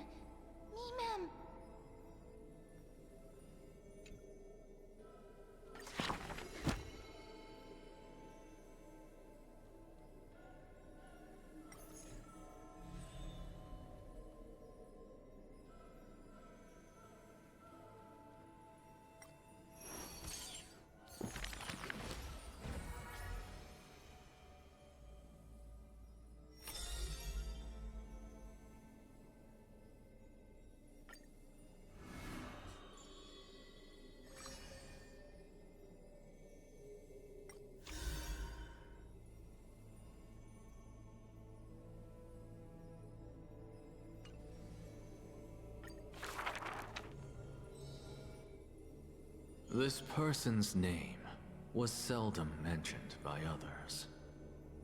Incomplete, just like his fate.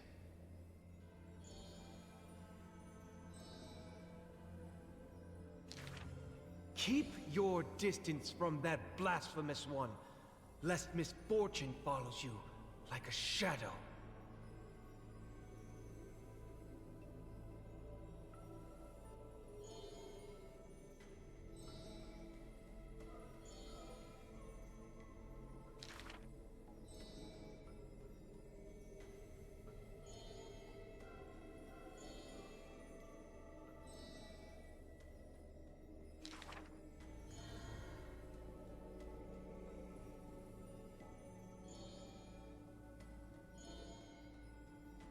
Faced with the god's edict, even I cannot resist.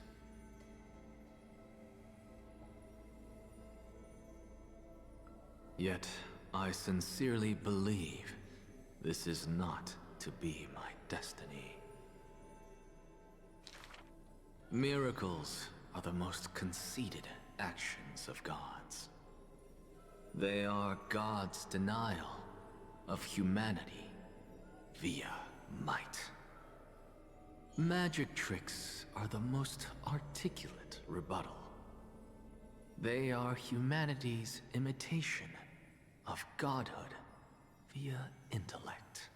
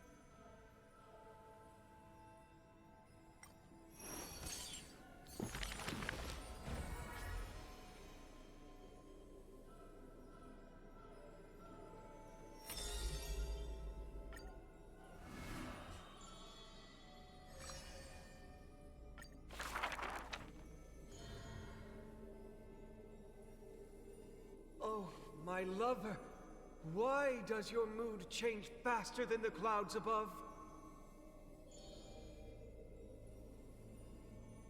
Oh, how I wish she has clear eyes that are quick to anger and laughter, and dimples that crease in smiles and frowns.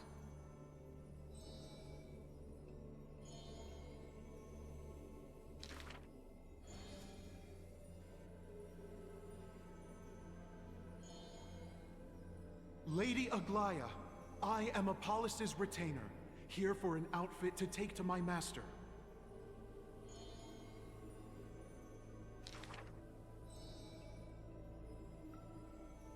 The creation of love and beauty indeed.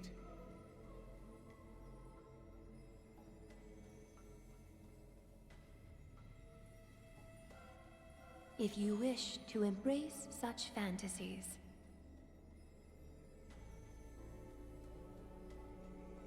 you must beware of the scissors that can pierce through the chest.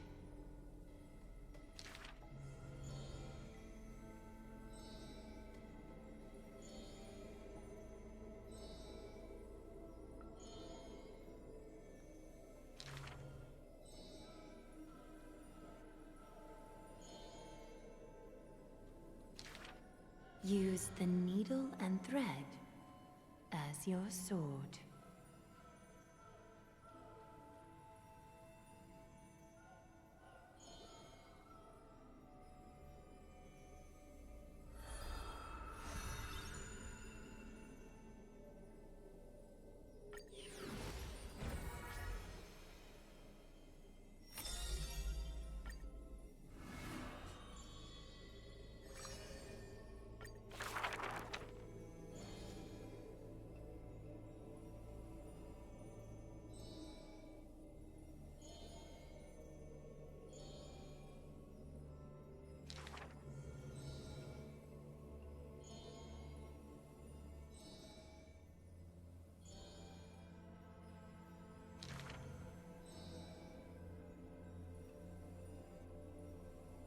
The lion has its own historian. And the history of the hunt should not be held by the hunter alone.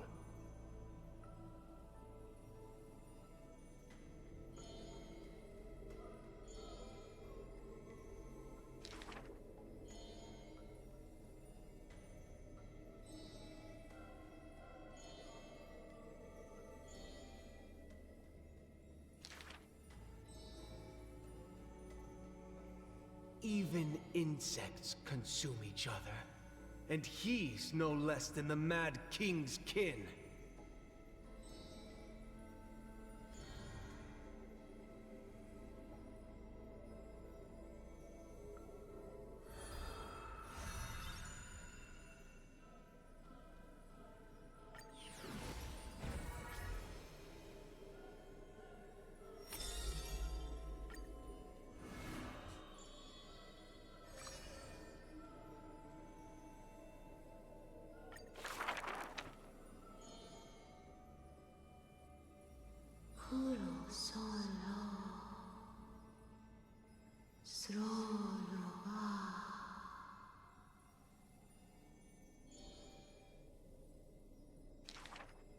We have heard of a Chrysos heir.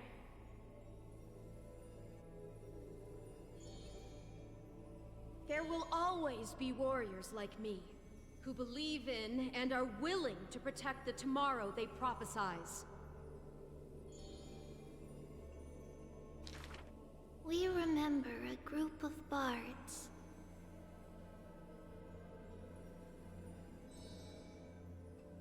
Though we lack the might of swords and shields, we can take you to walk every part of this world.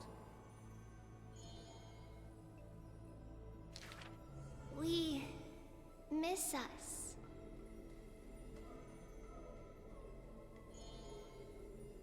We will run towards the world's agony.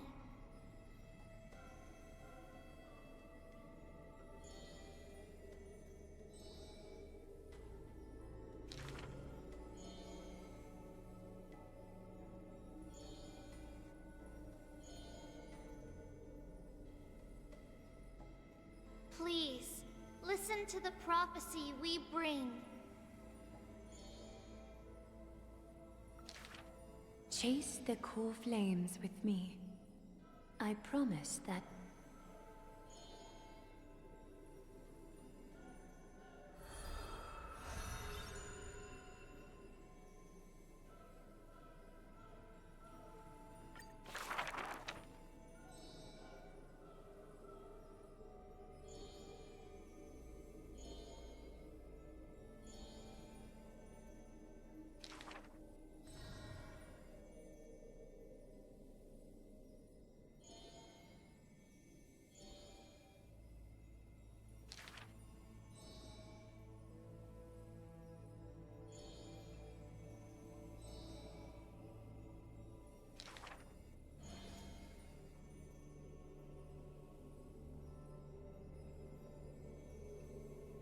At the very least, we will never leave each other, right?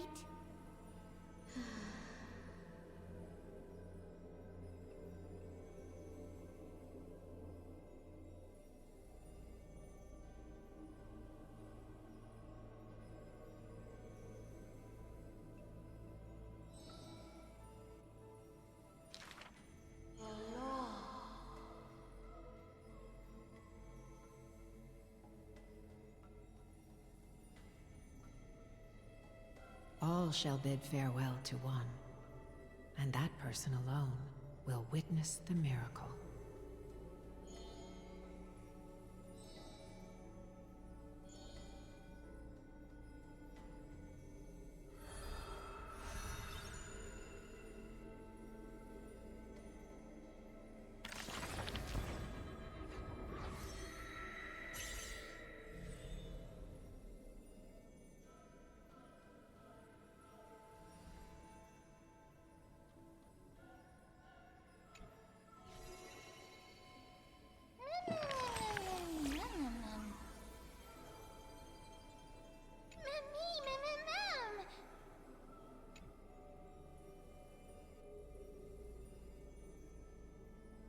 Memmy, mem. Memmy, mem.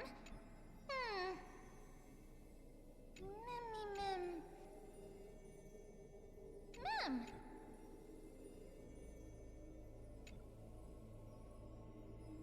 Mem.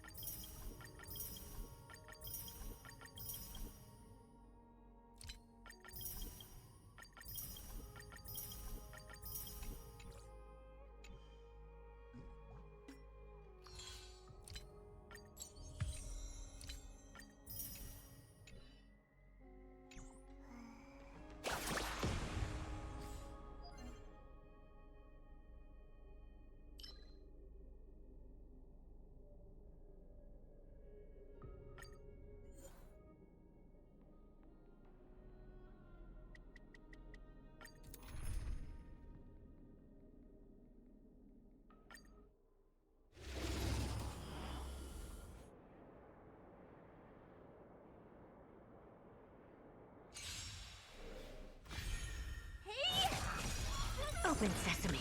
Time to twirl! Bust. Or maybe I'll take it off! Oh! Time to twirl!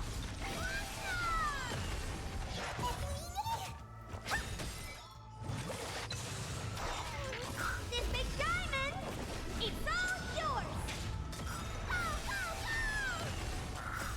Like the Westland, away we go! Time to twirl!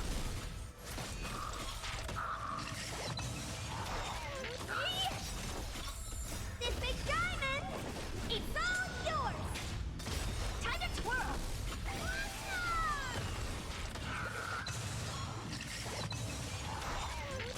Endless riddles. Nothing but a void.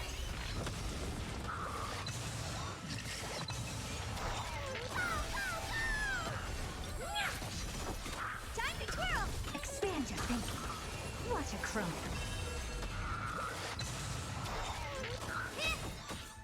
This big diamond, it's all yours! Like the Westland, away we go! Time to twirl! Open sesame.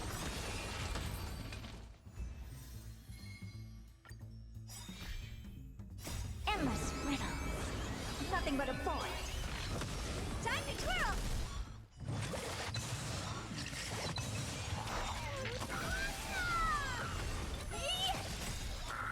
This big diamond, it's all yours! Expand your thinking. Glimpse the unknown.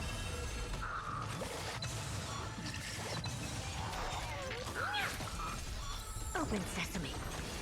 Time to twirl! Endless riddles. Nothing but a void.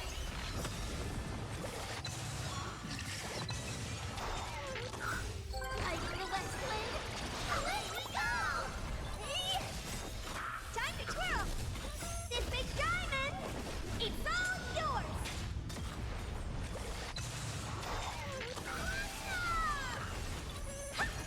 Expand your thinking.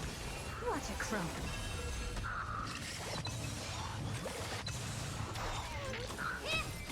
Open sesame. Time to twirl!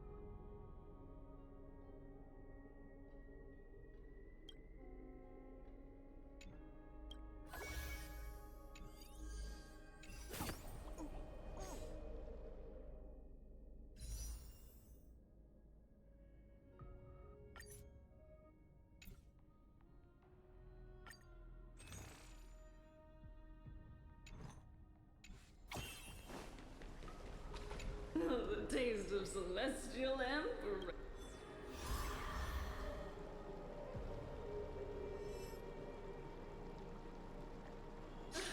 Ambrosia! Ambrosia!